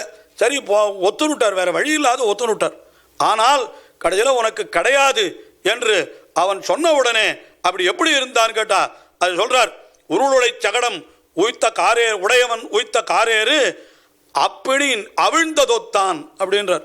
ஒரு மாட்டை வண்டியிலேயே கட்டி வச்சிருந்தா அந்த வண்டியில் இம்சப்பட்டு இருக்குமா. யாரோ ஒரு தர்மவான் வந்து என்ன பண்ணானா, அந்த மாட்டை வண்டியிலேருந்து அவுத்து விட்டுட்டானா. அப்போ அந்த மாடு என்ன சந்தோஷப்பட்டிருக்குமோ அந்த சந்தோஷத்தை ராமபிரான் பட்டான் என்று அருளுடைய ஒருவன் அவிழ்க்க அப்படி அவிழ்ந்ததொத்தான் என்று உருளுடை சகடம் உடையவன் உய்த்த காரேறுன்னு. இந்த சகட வண்டியில் ஓட்டிகிட்டே இருக்கானே ஏர் உழறவன், அதை வச்சவன் பாரத்தை வச்சா அது என்ன பண்ணுறது, வச்சுவிட்டான் சுமந்து தான் ஆகணும். யாராவது அதை அவிழ்த்து விட்டால் என்ன ஆனந்தமோ அந்த ஆனந்த ராமபிரானுக்கு என்றார். அதே வால்மீகி ஸ்ரீராமாயணத்திலும் காட்டுகிறார். ராஜ்யம் வா வனவாசோவா வனவாசோ மகோதயான்றார். எனக்கு ராஜ்யமா வனவாசமானு கேட்டா எனக்கு வனவாசத்தில் தான் ஆசைன்றார். என்ன காரணம், ராஜ்யத்தில் உட்காண்டிருந்தா யார் ஒத்தரும் கிட்டையே நெருங்க விட மாட்டான். 1008 பாதுகாப்பு போட்டு ராமபிரான் இடத்துல வரணும்னாலே 10 கட்டளை தாண்டி தான் போகணும். ஆனால் வனவாசத்தில் அப்படி இல்லையே. எல்லாரும் இவனுடைய திருவடிகளிலே நேரே வந்து விழுந்து அத்தனை பேரும் இவனுடைய அனுகிரகத்தை பெற்று போகிறபடியினாலே இவருக்கு என்ன வேணும்னு கேட்டா அப்படி எல்லாரையும் அனுகிரகிப்பதான சௌலபியம்தான் இவருக்கு வேணுமே தவிர அந்த பரத்துவம் வேண்டாம் என்று இருக்கிறபடியினாலே அது அவருடைய திருமேனியிலே தெரியும்படியாக புஷ்டகான்னு சொன்னார்.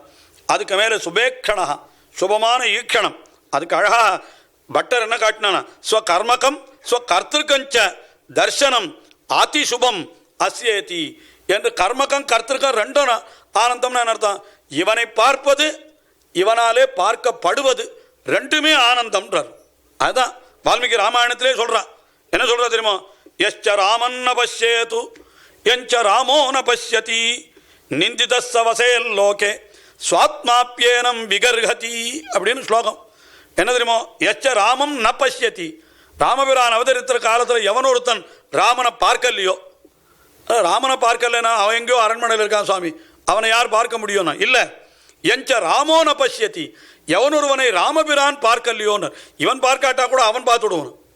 அதுக்காக கோவிலில் போய் நம்ம பெருமாளை சேவிக்கலைன்னா கூட நம்ம ஆற்று வழியாக புறப்பாடு எழுதினார்னா அதுக்கு நம்ம அந்த திவ்யதேசத்தில் இருக்கணுமே. அப்போ பெருமாள் வந்து அவர் நம்ம பார்த்துட்டு போயிடுவார், நாம் அவரை பார்க்க வேண்டாம் அப்படின்னு சொல்கிறா. இது நிந்திதஸ்ஸ வசேல் லோகே சுவாத்மாபி ஏனம் விகர்ஹதி, தன்னையே தான் நிந்தித்து கொள்ளும்படியாக இருக்கணுமா. என்ன ஐயோ ராமனை பார்க்காத இந்த சரீரம், ராமனால் பார்க்கப்படாத இந்த சரீரம் இருந்தென்ன போய் என்ன நினைக்கும்படியாக இருக்குமா. அதைத்தான் சொல்லிட்டு அதுக்கு அடுத்தபடியாகத்தான் ராமஹான்ற சப்தத்தை சொல்கிறார். இப்போ இங்கே சப்தம் எங்கே வந்திருக்கு பாருங்க, பரர்திஹி பரமஸ்பட்டா துஷ்டா சுபேக்ஷணா. அடுத்தது 5வதாகத்தான் ராமஹான்ற திருநாமம் வந்திருக்கு. அதுக்கு ராமஹான்றதுக்கு ரமயதீதி ராமஹா, எல்லாரையும் சந்தோஷப்படுத்துகிறவர், தான் சந்தோஷப்படுறவர். ரம்யத்தே பரைஹி, பிரத்தியாரால் சந்தோஷப்படுறவர், தான் பிரத்தியாருக்கு சந்தோஷத்தை கொடுக்கிறவர். அவ்வளோதான். யார் பார்த்தாலும் ராமபிரானை பார்த்தா அந்த அழகை பார்த்த உடனே அத்தனை பேரும் மயங்கி போயிடுவாள். அதுதான் சொல்கிறார் பாருங்க, ரம்யத்தே அஸ்மின் சதா சர்வைஹி குணரூப வசீகிருத்தைஹி என்ன பிரமாணத்தை எடுத்து காட்டி என்ன சொல்கிறார், இவனை பார்க்கறது இவனுடைய குணங்கள் ரூபம் இது ஈடுபடுறதே இல்லைன்னு முகத்தை திருப்பின்னு போகிறவங்க கூட இவனுடைய அழகை பார்த்த உடனே ஈடுபடாமல் இருக்க முடியாதுன்ற எங்கே சொல்லிருக்குன்னா ராமாயணத்தில் காட்டணும். அது தண்டகாரண்யத்துக்கு எழுந்தொழுகிறார் சக்கரவர்த்தி திருமகன். அங்கே இருக்கிற ரிஷிகளெல்லாம் தண்டகாரண்யம்னாலே அது ரொம்ப கொடிய வனம். அது கொடிய வனம்னா என்ன அர்த்தம் தெரியுமோ, அங்கே பகல் இரவே கிடையாதுன்றார். என்ன காரணம், அடர்த்தியான மரங்கள் காரணமாக பட்ட பகலில் கூட இருளை போல் இருக்குமா, இருட்டு போல் இருக்குமா, அவ்வளவு கொடிய வனமா அது. அத்தனை இது இரவியின் கதிர்கள் நுழைதல் செய்தறியா திருவல்லிக்கேணி கண்டேனேன்னு ஆழ்வார் பாசுரம் பாடினார். இங்கே திருவல்லிக்கேணிக்கு என்ன சொல்கிறார்? அது அந்த குறவமே கமழும் குளிர் பொழிலூடுன்னு. அந்த காலத்தில் அவ்வளவு மரங்கள் இருந்து தான் ஆழ்வார் ஏழ்ற பொழுது இங்கே மங்களாசாசனம் பண்ணுறதுக்கு திருவல்லிக்கேணி வந்த பொழுது அந்த மரங்களினுடைய ஒரு அடர்த்தியாலே இரவியின் கதிர்கள் நுழைதல் செய்தறியான்னு. உள்ளுக்குள்ளே வெளிச்சமே இல்லைன்னு. இப்போவும் அப்படி தான் சுவாமி இருக்குது, வீடெல்லாம் அப்படி தான் இருக்குது.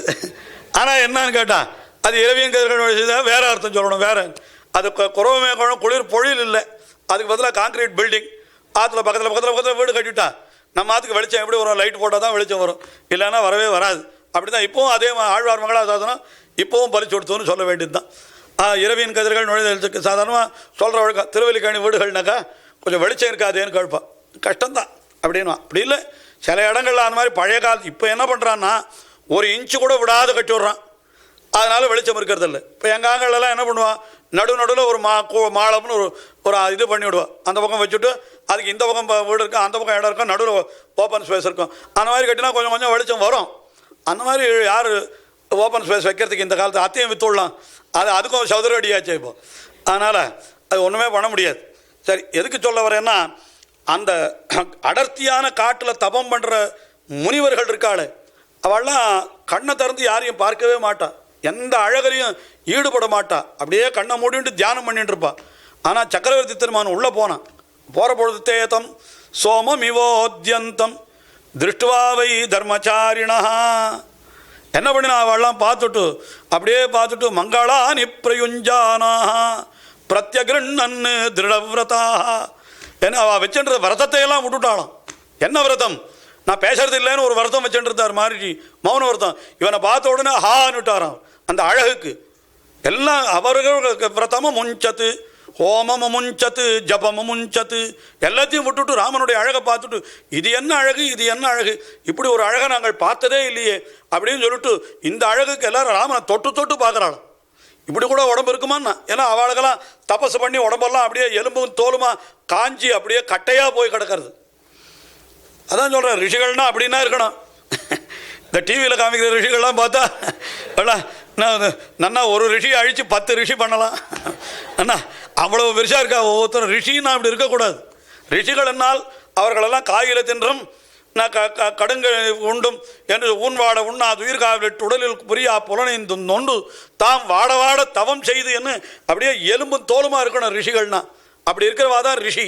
ஆனால் இப்படி இல்லை. இப்போ அது நம்ம பார்க்கறதெல்லாம் ரிஷிகளே இல்லை, அதெல்லாம் அப்படி ஏதோ பார்க்குறோம். ஆனால் அந்த ரிஷிகளுக்கு இந்த அழகை பார்த்த உடனே என்ன பண்ணிட்டா, அடடா என்ன அழகு என்ன அழகு என்று அந்த அழகில் ஈடுபடக்கூடாதுன்னு விரதம் வைத்து கொண்டிருந்தவர்கள் அவள் என்ன பண்ணிட்டா, அப்படியே பார்த்துட்டு இது என்ன அதிசயம், இப்படி கூட ஒன்று உலகத்தில் உண்டா என்று மயங்கினார்கள் என்று சொன்னான். ஆனால் அதுவான போகட்டும் சுவாமி, இன்னொரு கட்டம் பாருங்கள். ராமபிரானுடைய அழகுன்னா என்ன அழகு, யார் ஈடுபட்டான்னு கேட்டான். யார் ஈடுபட்டா தெரியுமா? சூர்பனகை ஈடுபட்டான். சூர்பனக ஒரு ராட்சசி, அவள் காமத்தினால ராமனிடத்தில் ஈடுபட்டான். அது கூட அதிசயம் இல்லை. ஆனால் எப்போ ஈடுபாடை வெளிப்படுத்தினா அந்த ஈடுபாட்டைன்னா என்ன பண்ணால், அந்த இடத்துல ஒரே ராமன் என்கிறவர் வால்மீகி ராமாயணத்தில் பார்த்தா ஆரம்பத்துலேருந்து கடைசி வரைக்கும் ராமன்றவர் ரொம்ப சீரியஸ் கேரக்டர். அவர் ஒன்றும் சாதாரணமாக நகைச்சுவை கோகைச்சுவையெல்லாம் ராமன் இடத்துல ரொம்ப காணும். ஆனால் அந்த குறையோ என்னமோ தெரியல, இந்த சூர்பனகை கொஞ்சம் விளையாடிவிட்டார். அவர் கல்யாணம் பண்ணிக்கோன்னு கேட்டால் என் தம்பியை போய் பாருன்னார். அவன் தான் ஆம்படி ஆள் இல்லாத வந்திருக்கான், நான் ஏற்கனவே எனக்கு ஒரு ஆம்படி ஆள் இருக்கா, நான் அதனால் இவளை விட்டுட்டு நான் எப்படி ஒன்று எடுத்துக்க முடியும் அப்படின்னு அவள்கிட்ட சொன்னேன். உடனே தம்பி என்ன பண்ணார், அவர் தமையனார் என்ன சொன்னாரோ அத்தியை சொன்னார்.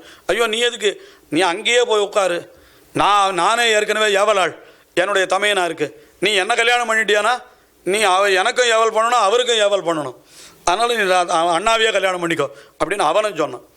இந்த சமயத்தில் சூர்பனகை என்ன பண்ணினாள், கோபம் வந்து இந்த சீத்தை இருக்கிறபடினால தானே நீ என்னை கல்யாணம் பண்ணிக்க மாட்டேன்னு சொல்கிற, இவ்வளோ நான் விழுங்கி விடுகிறேன்னு வருகிறாள் அவள். அப்பொழுதுதான் என்ன சொல்கிறார் பெருமாள், இளைய பெருமாளை பார்த்து, அடா போரும் வேடிக்கை, அவளுடைய அங்கபங்கம் பண்ணி அனுப்பிச்சுட அவளை அப்படின்னு சொல்கிறார். அவளை ஏதாவது ஒரு பாடம் கற்பித்து அனுப்பிச்சுடுன்னு. உடனே ஒரு காதையும் மூக்கையும் அறுத்துட்டார்னு சரித்திரம் இது தெரியும் எல்லாருக்கும். காது மூக்கையும் அறுத்து விட்டார். உடனே அந்த வலி தாளலை அவளுக்கு. காதையும் மூக்கையும் அறுத்தா எப்படி இருக்கும் பாருங்கள். அதாவது அவளுடைய அவயவங்களே பிரதான அவயவங்களே போயிடுறது. அலறி அடிச்சுட்டு ஓடி போகிறான். நேரத்தை இவனிடத்துல போய் கரன், அவனுடைய தமையன் ஒத்தான் அங்கேயே இருக்கான், கரன் தூஷணன் 2 பேர் இருக்கா. அந்த மூத்தவன் கரன் அவனிடத்துல போகிறான். போன உடனே அவன், என்னம்மா இது, உன் பேரில் யார் கை வைத்தா, யாருக்கு அந்த துணிச்சல் வந்து கொடுத்து, உன்னுடைய காது மூக்கி அறுத்தவர்கள் யார் அப்படின்னு அவன் அலறி அடிச்சுட்டு கேட்கிறான் அந்த கரன். உடனே என்ன சொல்லணும், இவள் ஒரு படுபாவிகள் 2 பேர் வந்திருக்கா, அவள் என்னுடைய காதை அறுத்தான்னு சொல்லணுமோ இல்லையோ. அவள் அப்படி சொல்லலையா, தருணோ ரூபசம்பன்னோ சுகுமாரோ மகாபலோ புண்டரீக விஷாலாட்சௌ சீர கிருஷ்ணாஜினாம்பரௌ என்ன அவளை வர்ணிக்கிற. கந்தர்வராஜ பிரதிமௌ, ராமபிரானுடைய அழகையெல்லாம் வர்ணிக்கிறான் அந்த இடத்துல போய். அவள் தருணவ், தருணவ்னா ரொம்ப யவன பருவமுடையவர்கள்னு அர்த்தம். தருணவ் ரூபசம்பன்னோ, அட பருவம் இருக்கட்டா, என்ன அழகு என்ன அழகு, அவளுடைய மேனியனுடைய அழகு, திருமேனியுடைய அழகு. உடனே அவன் கரனுக்கு கோபம் வருது. அடி, உன்னுடைய காது மூக்க அறுத்தவன் ஆறுன்னு கேட்டா, யாருன்னு சொன்ன அவனை ஸ்தோத்திரமா பண்ற, நீ அவனுக்கு சரியா சொல்லு அப்படின்னா. புண்டரீக விஷாலாட்சௌ, தாமரை போன்ற கண்களை உடையவர்கள். சீர கிருஷ்ணாஜினாம்பரோ, நன்னா கிருஷ்ணாஜினம் மான்தோலை அணிந்து கொண்டிருக்கிறார்கள். அது என்ன அழகா இருக்க அவளுக்கு. அவள் கந்தர்வராஜ கந்தர்வர்கள் போல இருக்கான். மேலே மேலே இத்தியே சொல்லிட்டு இருந்தாலும் கரனுக்கே கோபம் வந்துடுது. அவள் காதை அறுத்தது தப்பு, நாக்கை அறுத்துருக்கணும், விரோதியை போய் இப்படி வர்ணிக்கலாமா அப்படின்னு கேட்டாலாம். உடனே அந்த இடத்துல நம்பல என்ன அழகா வியாக்கியானம் பண்ணினார். என்ன சொன்னா, முறையிடுவார்க்கும் உள்ளபடி பேச வேணுமீரேன்னார். குறை சொல்லணுமானா கூட என்ன பண்ணுறது, இருக்கிறத இருக்கிறபடி பார்த்தானே பேசி ஆகணும். அவனுடைய அழகு இவள் விரூபையாக்கின பிற்பாடும் கூட சொற்பனைக்கியை அந்த அழகு இப்பாடு படுத்துகிறதுன்னு சொன்னான். அதுதான் ராமஹான்ற சப்தத்திற்கு அர்த்தம். எல்லாரையும் அப்படி விரோதிகளையும் கூட ரமிக்கும்படி, தன்னுடைய அழகிலே ரமிக்கும்படி செய்து விடுகிறான். அப்படி ரமித்தல்னா ஆனந்தப்படும்படியா அந்த அழகை நினைத்தால் யாராலும் வாயை திறக்காது இருக்கவே முடியாது. அப்படிப்பட்ட அழகு என்று அந்த அவள் சூர்பனக கூட அப்படி சொன்னாள் என்று சொன்னால் என்ன சொல்கிறது அவனுடைய அழகை என்று நாம் நினைத்து பார்க்கணும். அதான் ராமபிரானுடைய ஒரு தனிப்பட்ட பெருமை அந்த அழகு. சர்வசத்துவ மனோகரா என்று இதில் என்ன சொல்கிறார், ராமாவதாரத்தில் குரங்கு, வனச்சரம், வேடுவச்சி, ராட்சசி என்ன ரிஷிகள் என்ன ஒத்தர் பாக்கி இல்லாமல் அத்தனை பேரும் ராமனுடைய அழகில் ஈடுபட்டார்கள் என்று வால்மீகி ராமாயணத்தில் அந்த அழகு என்னால் அது பெரிய விஷயம் அது அப்படின்னா. அதுக்கு மேலே விராமஹா, விராமஹா என்னால் என்னன்னா, அது எப்பேற்பட்டவனுடைய பராக்கிரமமும் சரி, எப்பேற்பட்டவனுடைய ஒரு நியமம் அதெல்லாம் கூட தன்னிடத்தில் ஓய்ந்து போகும்படி இருக்கிறவர் என்று சொன்னார். இந்த ராவணன் எவ்வளவு பெரிய வீரன், ஆனால் அவனுடைய வீரமெல்லாம் ராமபிரானிடத்தில் ஓய்ந்தே போய்விட்டது. ஒன்றுமே இல்லை. சச்சால சாபஞ்ச முமோச்ச வீரஹான்ற தன்னுடைய வில்ல கூட கீழே போட்டுட்டு ஒரு நாள் யுத்தத்தில் படாத பாடு படுத்திட்டார் பெருமாள். அப்பேற்பட்ட ராவணன் அவனை என்ன பண்ணிட்டான் தெரியுமா, ராமனுடைய வில்வித்தை எவ்வளவு அழகா இருக்குன்னு, விற்பிரயோகம் எவ்வளவு அழகா இருக்குன்னு அத்தை மெய்மறந்து பார்த்துட்டு இருந்தானா. சத்ரோஹோ பிரக்யாத்த வீரியஸ்ய ரஞ்சனீயஸ்ய விக்ரமைகின்றார். ராமபிரானுடைய அழகை சொல்கிற பொழுது விக்ரமம் அவ்வளவு ரஞ்சனீயம்னா என்ன அர்த்தம், அவ்வளவு ரமிக்கும்படியாக ரொம்ப ஆனந்தமாக இருந்தது. இவ்வளவு அழகாக ஆடுறாரு, அதாவது இவ்வளவு அழகாக இவர் பண்ணுறாருன்னுட்டு சொல்கிறா. இந்த கிரிக்கெட் மேட்ச்சில் சொல்லுவாளாம், ரொம்ப அழகாக ஒருத்தன் பேட்டிங் பண்ணினான்னா ஃபீல்டர் என்ன பண்ணாரு, என்ன அழகாக ஆடுறாருன்னு வேடிக்கை பார்த்துன்னு இருந்தான்னா கேட்ச் பிடிக்காத. அந்த மாதிரி தான் ராவணன் பண்ணினான் இந்த காரியத்தை. என்ன பண்ணிட்டான்னா, சத்ரோஹோ பிரக்யாத்த பிரசித்தி பெற்ற வீரியம் அது. பெருமாள் அவ்வளவு தைரியமாக வராரு. எல்லாரையும் என்ன பண்ணுறாளாம், தன்னுடைய இதுலேருந்து ஓய்ந்து போகும்படி செய்து விடுறான். ரொம்ப அழகாக சொல்கிறார். ஆண்டாள் ஒரு பாசுரம் பாடினான் ராமபிரானுடைய அந்த தைரியத்திற்கும் பராக்கிரமத்திற்கும். என்ன ஒன்றுமில்லை, யுத்தம் நடந்துட்டுருக்குது. யுத்தம் நடக்கிற பொழுது ஒரு 10 நாள் யுத்தம் கூட ஆயிடுதுன்னு நினைக்கிறேன். அப்போது ராமன் தரையில் நின்று யுத்தம் பண்ணிட்டு இருக்கான். ராவணனோ பெரிய தேரில் வரான். உடனே எல்லாரும் நாரதர் போய் சொன்னார், அடே உங்களுக்காகத்தானே அவர் யுத்தம் பண்ணுறான், தரையில் நின்று பண்ணுறானே, நீ ஏதாவது சகாயம் பண்ணக்கூடாதான். சரி அப்படின்னு சொல்லிட்டு சந்தேகம் தான் அவனுக்கு, ஒருவேளை ஜெயிக்காது போயிட்டாருன்னா என்ன பண்ணுறது, இப்போ தேர் சகாயம் கொடுத்துட்டு நாளைக்கு ராவணன் ஜெயிச்சுட்டா என்ன பண்ணுறதுன்னு அவனுக்கு பயம். இன்னும் நம்பிக்கை இல்லை இந்திரனுக்கு. சரி போனால் போகிறதுன்னு ஒரு தேரை கொடுத்து அனுப்பிச்சான். தேர் மட்டும் கொடுத்தா போருமா, கூட சாரதியை அனுப்பிச்சுட்டான். மாத்தலின்னு பேர் அவனுக்கு. மாத்தலின்றவன் சாரதி. அவனை சாரதியை அனுப்பிச்சுட்டான். பெருமாள் அந்த தேரில் ஏறிண்ட உடனே அந்த தேரை முன்னால் செலுத்துன்னு சொன்னாராம். மாதலி தேர் முன்பு கோல் கொள்ள மாயனிராவணன் மேல் சரமாரி தாய் தலை அத்தத்து வீழ தொடுத்த தலைவன் என்ன ஆண்டாளுடைய பாசுரம் அது. மாதலி தேர் முன்பு கோல் கொள்ளா அப்படின்னு பாசுரம். உடனே இந்த ஆச்சாரியால் வியாக்கியானம் பண்ணுற பொழுது எப்படி பண்ணுவான்னு கேட்டால், பெரியவாச்சான் பிள்ளை முதலான ஆச்சாரியர்கள் அண்ணாவாள தர்க்கசாஸ்திரம் வாசிச்சவா. அதனால் என்ன பண்ணுறதுன்னா, இந்த ஒரு சொல்லுக்கு ஏதாவது தனியாக பிரயோஜனம் இருந்தாலொழிய அந்த சொல்லை உபயோகப்படுத்தக்கூடாது. அது இல்லைன்னா கூட அதுக்கு வாக்கியம் நன்னா பூர்த்தியாகன்னு வச்சுக்கோ, அந்த வாக்கியத்தை அந்த சொல்லை எடுத்துடணும். இப்போ கூட நம்ம மெசேஜ் அனுப்பிக்கணும்னா இத்தனை சொல்லுக்கு மேலே வைக்கக்கூடாதுன்னு சொல்லி இது பண்ணுறானோ இல்லையோ, 70 சொல் இருக்கணும், 80 சொல் இருக்கணும்னு என்னமோ ரெஸ்ட்ரிக்ஷன்லாம் வைக்கிறா. அப்போ எந்த வார்த்தையை கட் பண்ணலான்னு பார்த்துட்டு இருக்காளோ இல்லையோ, அந்த மாதிரி அவள் கூட வார்த்தைகளை அதிகமாக வீணாக்கக்கூடாது. நான் இங்கே மாத்தலி தேரில் கோல் கொள்ளான்னு சொல்லியிருந்தா போகிறோம், மாத்தலி தேரிலே இருந்து கொண்டு தேரை செலுத்தான்னு சொல்லியிருந்தா போகிறோம். ஆனால் இங்கே என்ன சொல்லியிருக்கிறது, மாத்தலி தேர் முன்பு கோல் கொள்ளா என்று தேரை முன்னாலே செலுத்தினான் அப்படின்னு சொல்லி வச்சிருக்குது. இது என்ன சுவாமி முன்னாலே செலுத்தினான்னு சொல்லணுமான்னா, தேரை செலுத்தினானா போராதா அப்படின்னா உடனே சொன்னாருங்க, இதுவரை செய்யாததொன்றை செய்தானாயிற்றுன்னு. இந்த மாத்தலி இது வரைக்கும் இந்த மாதிரி ஓட்டினதே இல்லைன்னு. ஏன்னா இந்திரனுக்கு தானே அவன் தேர் ஓட்டியிருக்கான், இத்தனை நாள் அவன் தேர் பின்னால் தான் போயிட்டு இருந்தது, புறமுது கட்டு ஓடியே வழக்கம். இப்போ தான் முதல் தடவையாக சக்கரவர்த்தி திருமணம் என்ன பண்ணான், தேரை ராவணன் இருக்கிற இடத்துக்கு ஓட்டுன்னு. ஆச்சரியமாக பார்த்தான், அட விரோதியை எதிர்கொண்டு கூட போய் யுத்தம் பண்ணுறது உண்டா அப்படின்னு அன்றைக்கி தான் மாத்தலியே தெரிஞ்சுட்டான். அப்படின்னு முன்பு கோல் கொள்ளான்றதுக்கு முன்னாலே தேரை செலுத்தினான், இது வரைக்கும் பண்ணாத காரியத்தை பண்ணினான் அன்னைக்கு மாத்தலி என்ன காட்டுறார். அந்த அளவுக்கு எதிரிகளை ஓயச் செய்கிறவராகினாலே அவர் விராமகா. என்னால் இவ்வளவு பண்ணினாலும் கடைசியில் விரதகா. விரதகான்னா எல்லாவற்றிலும் ஓய்ந்திருப்பவர், விரக்தி உடையவர்னு அர்த்தம். அவருக்கு ராஜ்யத்திலேயோ மற்றொன்னுலையோ ஆசை கிடையாது என்ன அவருடைய வைராக்கியம், அதை சொல்லணும் இல்லையா. அது ராஜ்யத்தை திறந்து தானே அவர் வனத்திற்கு எழுந்தருளினார். அதுக்கு மேலே மார்க்கா என்னால் அவர் எப்படிப்பட்டவர்னா மார்க்கியத்தை இதி மார்க்கா, தேடப்படுபவர்னு சொன்னார். பரத்வாஜர் சபர் எத்தனை பேர் அவரை அறியணுன்றதுக்காக நான்மறைகள் தேடியோடும் செல்வன் என்று எல்லாரும் தேடும்படியாக இருக்கிறவர். அதுக்கு மேலே நேயகா அப்படின்னு சொன்னால் என்ன அர்த்தம் அப்படின்னா, சுகுர்தாம் நியோக அர்ஹத்வாத் நேயகான்னு அர்த்தம் பண்ணினார். நேயகான்றதுக்கு அனயகான்னு அனயகான்னு ஒரு சப்தம் வருது. அனயகான்ற சப்தத்திற்கு என்ன அர்த்தம் சொல்லணும் அப்படின்னா, யாராலும் அடக்க முடியாதவர்னு அர்த்தம். நேயகான்னா என்ன அர்த்தம், அதுக்கு எதிர்ப்பதம் இது நேயகா. அப்போ என்ன அர்த்தம் சொல்லணும், அதுக்கு அவர் அடக்கப்படுபவர்னு சொல்லணும்.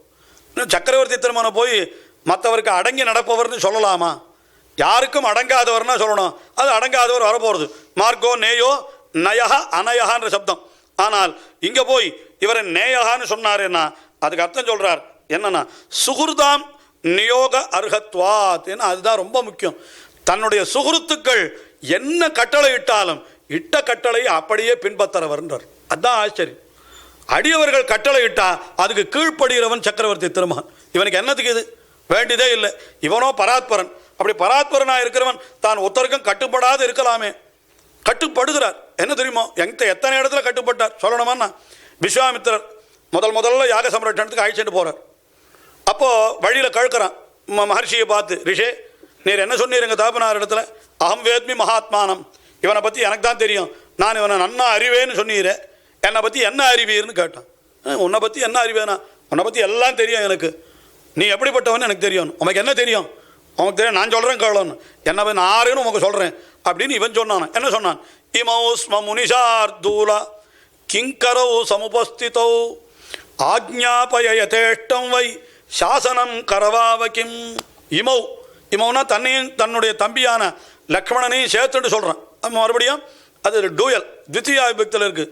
முனிஷார்தூலா இமௌ யார், நாங்கள் 2 பேரும். கிங்கரவுனா அர்த்தம் வேலைக்காரர்கள்னு அர்த்தம். உமக்கு வேலைக்காரர்கள். சமுபஸ்திதோ ஆக்ஞாபய யதேஷ்டம், உமக்கு என்ன வேணுமோ கட்டளை இடும், நீர் காலையில் இடுகிற கட்டளையை என் தலையாலே தாங்கி நான் செய்கிறேன் என்று ராமபிரான் அந்த ரிஷியினிடத்தில் பார்த்து சொன்னான். என்னால் என்ன சௌலபியம், என்ன சௌலபியம், எப்பேற்பட்ட பரம்பொருள். இந்த ரிஷி அவனை தேடுறார். மார்க்ககான்ற சப்தத்திற்கு என்ன அர்த்தம் சொல்ற கீழேன்னா, அப்படிப்பட்ட ரிஷிகளாலேயும் தேடப்படுபவர்னு சொல்றார். ஆனால் அப்படிப்பட்ட பகவான் அந்த ரிஷிகளுக்கு எப்படி தன்னை ஆக்கி கொள்ளுகிறான். கிங்கரஹா, இந்த கிங்கரஹான்ற சப்தத்திற்கு ஒரு அர்த்தம் சொல்லுவார். காஞ்சி சுவாமி எடுத்து காட்டியிருக்க எனக்கு என்ன காட்டினா, கிங்கரஹான்னு அந்த சப்தம் எப்படி வந்தது அப்படின்னா, எஜமான இடத்துல போனால் என்ன தெரியுமோ, எஜமானன் கேட்கணுமா இந்த வேலைக்காரன், நான் கிம் கரவாணி சுவாமி, என்ன எனக்கு சம்பளம் மாத்திரம் கொடுக்குறீரே, வேலையே கொடுக்க மாட்டேன்றீரே, நான் என்ன செய்யணும்னு திருப்பி கேட்டுகிட்டே இருக்கணுமா எஜமானன். அப்படி இருக்கிறவனுக்கு தான் கிங்கரன்னு பேரும். கிம் கரவாணின்னு அர்த்தம், நான் என்ன பண்ணணும் சொல்லும் அப்படின்னு கேட்கணுமா. அது மட்டும் இல்லை, இவன் என்ன பண்ணணும்னு சொல்லிட்டு கொடுத்துட்டு எல்லாத்தையும் குழப்பி பேசாது பண்ணாத இருக்கிறதே தேவையில்லைன்னு அப்படி ஆக்கிவிடக்கூடாது. என்ன பண்ணணும், கிம் கிருத்தவான் கிம் கிருதவானிதி அபிநந்தியமானா. என்னமா பண்ணியிருக்கான்னு எஜமானன் இவனை கொண்டாடணும். அப்படி இருக்கிறவனுக்கு தான் கிங்கரன், வேலைக்காரன்னு பேர். அப்படிப்பட்ட இழி தொழிலை செய்தவன் ஆறுனால் ராமபிரான். இன்னும் நீங்கள் கிருஷ்ணாவதாரத்தில் போனால் இதையும் காட்டிலும் அதிகமாக தூது செல்லுதல், தேரோட்டுதல் முதலான காரியங்களையும் அவன் பண்ணியிருக்கிறான்னு பார்க்கிறோம். அதுதான் அந்த நேயா என்கிற சப்தத்திற்கு என்ன அர்த்தம்னா நியமிக்கப்படுபவர்னு அர்த்தம், கட்டளை இடப்படுபவர். அதுதான் அவருக்கு அது சொன்னார். அதுக்கு மேலே நயஹா என்னால் அப்படிப்பட்ட அந்த ரிஷிகள் தேச்ச தயா அஸ்மின் நீயத்தை இதி நயஹா என்று அந்த ரிஷிகளையும் கூட தன்னுடைய வசத்திலே கொண்டு வருபவர், அவர்களையும் காப்பவர். அனயஹா, ஆனால் இப்படி அடியவர்களுக்குத்தான் கட்டுப்பட்டவனாயிருக்கிற அதே சமயத்தில் விரோதிகளுக்கு எப்படி இருப்பார்னு கேட்டால் தொடக்கூட முடியாதவராக இருப்பவர். அங்கேயே திருஷ்டாந்தமே எடுத்து காட்டுவா. ராமராவண யுத்தம் நடக்கிறது தான், இந்திரஜித்து யுத்தம். அன்னைக்கு ஒரு நாள் யுத்தத்தில் என்னன்னா பிரம்மாஸ்திர பிரயோகம் பண்ணுறான். அப்படியே மூர்ச்சிச்சு விழுந்து விட்றாய்வா. ஏன்னா அதுக்கு வரம் கொடுத்துருக்கான் அந்த மாதிரி. உடனே அவன் என்ன பண்ணுறான், ராமனை வந்து தூக்கிட்டு போயிடணும்னு பார்க்குறான். என்ன பண்ணியும் ராமனை அசைக்க கூட முடியல அவனால், இந்திரஜித்தால். அப்படியே விட்டுட்டு போயிடுறான். அப்போ அங்கேருந்து திருவடி ஹனுமான் வந்தார். என்ன பண்ணார் தெரியுமா, ஒரு பூமாலையை எடுக்கிற மாதிரி தோளில் தூக்கிட்டு போயிட்டாரான். ஆக மூர்ச்சித்து விழுந்த காலத்தில் கூட அடியவனுடைய விரோதிக்கு ஒரு மாதிரி இருப்பார், அடியவனிடத்தில் ஒரு மாதிரி இருப்பார் என்கிறதெல்லாம் அவருக்கு உண்டு என்று காட்டி வீரஹா சக்திமதாம் சிரேஷ்டா என்று வீரஹா என்னால் பராக்கிரமம், அவருடைய பராக்கிரமம் எப்படிப்பட்டதுன்னா அத்தனை அரக்கர்கள் அத்தனை பேரும் வந்தாலும் சேர்ந்து வந்தாலும் அவர்கள் அத்தனை பேரையும் நடுநடுங்க வைக்கிறவர். ஜனஸ்தானத்தில் 14,000 ராட்சதர்கள் அப்படியே எல்லாரும் பயந்து நடுங்கிறாளாம். தேவலோகத்தில் இருக்க தேவர்களெல்லாம் ஆகாசத்தில் வந்து நின்றுட்டாளாம். ஐயோ என்ன சதுர்தச சஹசிராணி ரக்ஷசாம் பீம கர்மணாம் ஏகஸ்து ராமோ தர்மாத்மா கதம் யுத்தம் பவிஷ்யதி. என்ன ஆ போகிறதுன்னு தெரியலையே இந்த யுத்தம். 14,000 ராட்சசர்கள், ராமனோ ஒத்தன், அதுவும் 14,000 ராட்சசர்களும் கிருத்திரிம யுத்தம் பண்ணுறவ. ராமனோ தர்மாத்மா, நேர் யுத்தம் தவிர மரபான யுத்தமே இவனுக்கு பண்ண தெரியாது, பண்ண மாட்டான். அப்படி இருக்கிறவன் போய் இப்படி மாட்டின்னு விட்டானு என்ன நினைத்தால். ஆனால் அந்த இடத்துல நடந்தது என்ன, என்னால் ஒரே அதை சொல்கிறார், ஒரு முகூர்த்த காலம். அதை ஒரு இடத்துல தேசிகன் சாதிக்கிறார். என்னன்னா அந்த இவனுடைய ராமனுடைய இதில் வந்து கோதண்டம்னு வில்லு, அதில் ஒரு மணி கட்டியிருக்குமா. அந்த மணி வந்து ஒரு வாட்டி டங்குன்னு ஒரு ஓசை காட்டுதுன்னா 10 ராட்சசர்களுடைய தலையோ என்னமோ கீழே விழுமா. ஏதோ சொல்லிருக்கா, 10 ராட்சசர்களுடைய 10 பேருடைய தலை அவிழ்ந்து விழுந்தால், அருந்து விழுந்தால் ஒரு முண்டம் அழுந்து ஆடுமா அப்படின்னு சொல்லிருக்குதான். அது ஒரு முகூர்த்த காலம் ராமபிரானுடைய அந்த மணியானது கணக்கணன்னு அடிச்சுட்டே இருந்தது. அப்படின்னு சொன்னால் எத்தனை ராட்சதர்கள் எவ்வளவு வேகம். ஆழ்வார் சொல்ல ஒருவர் இருவரோர் மூவர் என நின்று உருவு கரந்துள்ளுந்தோறும் தித்திப்பான் என்று சொல்கிற பொழுது இந்த செருக்கடுத்தன்று திகைத்த வரக்கரை உருக்கட வாளி பொழிந்த ஒருவன் என்கிற அர்த்தம் தான் இங்கே காட்டப்படுகிறது என்று நம்பளை மிக அற்புதமாக காட்டுறார். ஒருவர் இருவர் ஓர் மூவர் என கறந்துன்னார் பகவான். அது எந்த இடத்தை விவரிக்கிறதுன்னு தெரியலையாம். போய் பட்டர் இடத்துல காட்டாளாம். உடனே இதுவா, அதான் அசுரர்களை ராட்சசர்களை அழித்த பொழுது ராமன் முதல்ல அவளுடைய கண்ணுக்கு ஒருவன்னு தெரிஞ்சானான். அப்புறம் அவன் போடுற வேகத்தை பார்த்தா 2 பேர் மாதிரி தெரிஞ்சானான். அதுக்கப்புறம் என்ன ஆச்சுன்னா 3 பேராக தெரிஞ்சானான். வேகம் இங்கேயும் அங்கேயும் போகிற பொழுது கடைசியில் என்ன ஆச்சுன்னா தெரியவே இல்லை, கண்ணுக்கே தெரியலேன்னு விட்டார். ஏன்னா அவ்வளவு வேகமாக சுற்றுறானோ. அதில் நம்ம ஃபேன் போட்டால் என்ன தெரியறது, முதல்ல ஒரு ரெக்கை தெரியறது, 2 ரெக்கை தெரியும், வேகமாக சுற்ற ஆரம்பிச்சுட்டோன்னா ரெக்கையே தெரியறது இல்லை அந்த வேகத்தில். அந்த மாதிரி என்ன ஆயிடுது, ராமபிரான் அவ்வளவு யுத்தத்தை பண்ணி ஒரே முகூர்த்த காலத்தில் 14,000 ராட்சதர்களையும் அழித்தான் என்பதைத்தான் திருவுள்ளம் பற்றித்தான் ரகுவீர கத்தியம். அது மகாவீர வைபவம்னு தான் அந்த கிரந்தத்துக்கு பேர் வைத்தார் வேதாந்த தேசிகன். ஆனால் நம்மெல்லாம் ரகுவீர கத்தியம்னு சொல்லிட்டு இருக்கோம். அது மகாவீரனுடைய வைபவம். அது ஆரம்பிக்கச்சே ஜெய ஜெய மகாவீரா மகாவீர தீர தௌரேயா அப்படின்னு ஆரம்பிக்கிறாரு. அதுதான் அந்த வீரன். என்னால் அதான் நடுவில் இந்த ஜனஸ்தானத்தினுடைய யுத்த சொல்கிற பொழுது அசகாய சூரா அனபாயசாஹசா என்னெல்லாம் காட்டுகிறார் தேசிகன் ராமனுடைய பராக்கிரமத்தை. அதைத்தான் இந்த இடத்துல வீரஹா என்கிற சப்தத்தாலே காட்டுகிறார். அதுக்கு மேலே சக்திமதாம் சிரேஷ்டா, சக்தியை உடையவர்கள் எல்லாரும் காட்டிலும் இவர் ரொம்ப உயர்ந்தவர். இன்னும் ஒவ்வொன்றத்தையும் விவரித்து கொண்டே போகணும், நமக்கு அவகாசம் ரொம்ப இல்லை. என்ன ஆயிடுது, எல்லாம் முடிஞ்சு போயிடுது. தர்மஹா என்னால் தர்மமே வடிவெடுத்தவர் ராமபிரான் தான். தர்மம் தாமே தர்மமாயிருந்து எல்லாரையும் தாங்குகிறவர் என்ன அத்தை சொன்னா. அதுக்கு மேலே கடைசியாக சொல்றார், தர்மவித் உத்தமஹா என்ற தர்மத்தை எல்லாம் அறிந்தவர்களுக்குள்ளே இவர்தான் உத்தமன். தர்மம்னா எது தர்மம் என்று கேட்டால் அது சொல்ற, விதிதஸ்ஸகி தர்மஜ்ஞா சரணாகத வத்சலஹா என்று அந்த தர்மத்தை அறிந்தவர்னு அர்த்தம். தன்னிடத்துல சரணாகதி பண்றவன் எப்பேற்பட்ட பாபியா இருந்தாலும் அவனையும் ரட்சிக்கணுன்றது ஒரு உயர்ந்த தர்மம் என்று அந்த தர்மத்தை நிலைநாட்டுவதற்காகத்தான் இந்த லோகத்திலேயே வந்து ராமபிரான் அவதரித்தான். அதனால தான் என்ன பண்ணினான்னு கேட்டா, பெருத்த அபராதத்தை பண்ணின காகாசுரனையும் ரட்சித்தான். அதே போல விபீஷணன் சரணாகதி பண்ணினான், அவனை ரட்சித்தான் என்னெல்லாம் பார்க்கிறோம். ஆகினாலே தர்மவித்துனாலே என்ன அர்த்தம் தெரியுமோ, தர்மத்தை அறிந்தவர்னு அர்த்தம். அதுக்குள்ள உத்தமன் என்னால் அவனை போல ஒருத்தன் கிடையவே கிடையாது என்று சொல்லும்படியாக அது ராமபிரானுக்கே உண்டான திருநாமமாக நாம் பார்க்கிறோம். இன்னும் ராமபிரானுடைய வைபவம் என்னால் எத்தனை வேணுமானாலும் சொல்லிட்டே போகலாம். இன்னும் இப்போ நான் தர்மஹானா சாட்சாத் தானே தர்மம். இவன் சொல்கிறான், ஆறு மாரீச்சன் சொல்கிறான், இவன் தாண்டா தர்மம்னு சொல்கிறான். இன்னும் வசந்தார்த்தமெல்லாம் காட்டியிருக்க. ராமன் தர்மன்றதுக்கு எது இதுன்னா சக்கரவர்த்தியை போல இழக்கைக்கு உறுப்பு என்று அருளி செய்வர் பிள்ளலோகாச்சாரியர். என்ன சொல்லியிருக்கு தெரியுமோ, வால்மீகி ராமாயணத்தில் தசரதன் சொர்க்கத்துக்கு போனான்னு சொல்லியிருக்கு. உடனே ஒருத்தர் கேட்டா, என்ன சுவாமி இது, ராமபிரான் அவருடைய பரமாத்மா அவனுடைய தகப்பனாராக வந்த தசரத சக்கரவர்த்தி கூட மோட்சத்துக்கு போகலையா, வெறும் சொர்க்கத்துக்கு தான் போனானான்னு கேட்டாள். சொர்க்கத்துக்கு தானே போனான், தகப்பனார் மோட்சத்துக்கு என்ன போயிருக்கணும், மோட்சன்றது சொர்க்கத்தை விட வசந்தது இல்லையோ, அங்கே என்ன போயிருக்கணும் அப்படின்னா. உடனே என்ன சொன்னார், போயிருக்கணும், ஆனால் என்ன அப்படி இல்லை, இவன் பண்ணின பாப்பத்துக்கு நரகத்துக்கு போயிருக்கணும். இவன் போனா போகிறதுன்னு ராமன் சொர்க்கத்துக்கு அனுப்பிச்சான் அவன் என்றார். பெருமாளுடைய ஆந்திர சம்சத்தாலே சொர்க்கஸ்தனானான் அத்தனை. இவன் என்ன பாபம் பண்ணினான்னா, சாட்சாத் தர்மமான ராமபிரான் அவன் இருக்கிற பொழுதோ அவனை விட்டுட்டு ஏதோ என்னைக்கோ கொடுத்த சத்தியம் என்கிற ஒரு தர்மத்தை பிடித்து கொண்டு அவனை காட்டுக்கு அனுப்பினான். ஆக என்ன பண்ணினான், தர்மத்தை காட்டுக்கு அனுப்பிட்டு சத்தியத்தை காப்பாற்றினான். இவன் இப்போ எது தர்மம்னு கேட்டார். இவன் தர்மமா சத்தியம் தர்மமா? நேரம் அவனே இருக்கிற பொழுதோ அவனையே பத்த வேண்டி இருக்க, அவனை விட்டுட்டு நான் தர்மத்தை தான் பிடிச்சுப்பேன்னு சொன்னா என்ன அர்த்தம் இது? அதாவது பகவான் ஒருத்தன், நீ அனுஷ்டிக்கிற தர்மம்னு ஒன்று ரெண்டும் இருந்தா பகவானைத்தான் பத்தணுமே தவிர தர்மத்தை பற்றக்கூடாதுன்ற. லோக தர்மமெல்லாம் அனுஷ்டிக்கிறது எதுக்கு? பகவானை அடையிறதுக்கு தான். இந்த பகவானே பக்கத்தில் இருந்தான்னா தர்மத்தை எதுக்கு பிடிக்கணும் நீ? நான் உதாரணம் சொல்லுவேன். இந்த காலத்தில் அதை கூட சொல்ல முடியல. பழைய காலத்தில் கடிதாசியாவது எழுதிட்டு இருந்தோம். இப்போ கடிதாசி எழுதுறோம் யாராவது உண்டா? யாராவது லெட்டர் போடுறீங்களோ? அத்தனும் தெரியாது, யாரும் பண்ணுறதில்லை. இப்போ அது முடிஞ்சே போச்சு. தபால் ஆஃபீஸில் விலை ஏற்றினா கூட யாருக்கும் விசாரமே இல்லை, அதை பற்றி யாரும் கேட்கறதே இல்லை. ஏன்னா எத்தனை இப்போ ஸ்டாம்ப் கார்டு விலை என்ன, இன்லைன் லெட்டர் விலை என்னன்னு யாருக்கானா தெரியுமா? இங்கே இருக்கிற வாழ்க்கை யாருக்கானா தெரியாது. என்ன எனக்கே தெரியாதுன்னு வச்சுக்கோ, யாருக்கு அவசியம் இல்லை.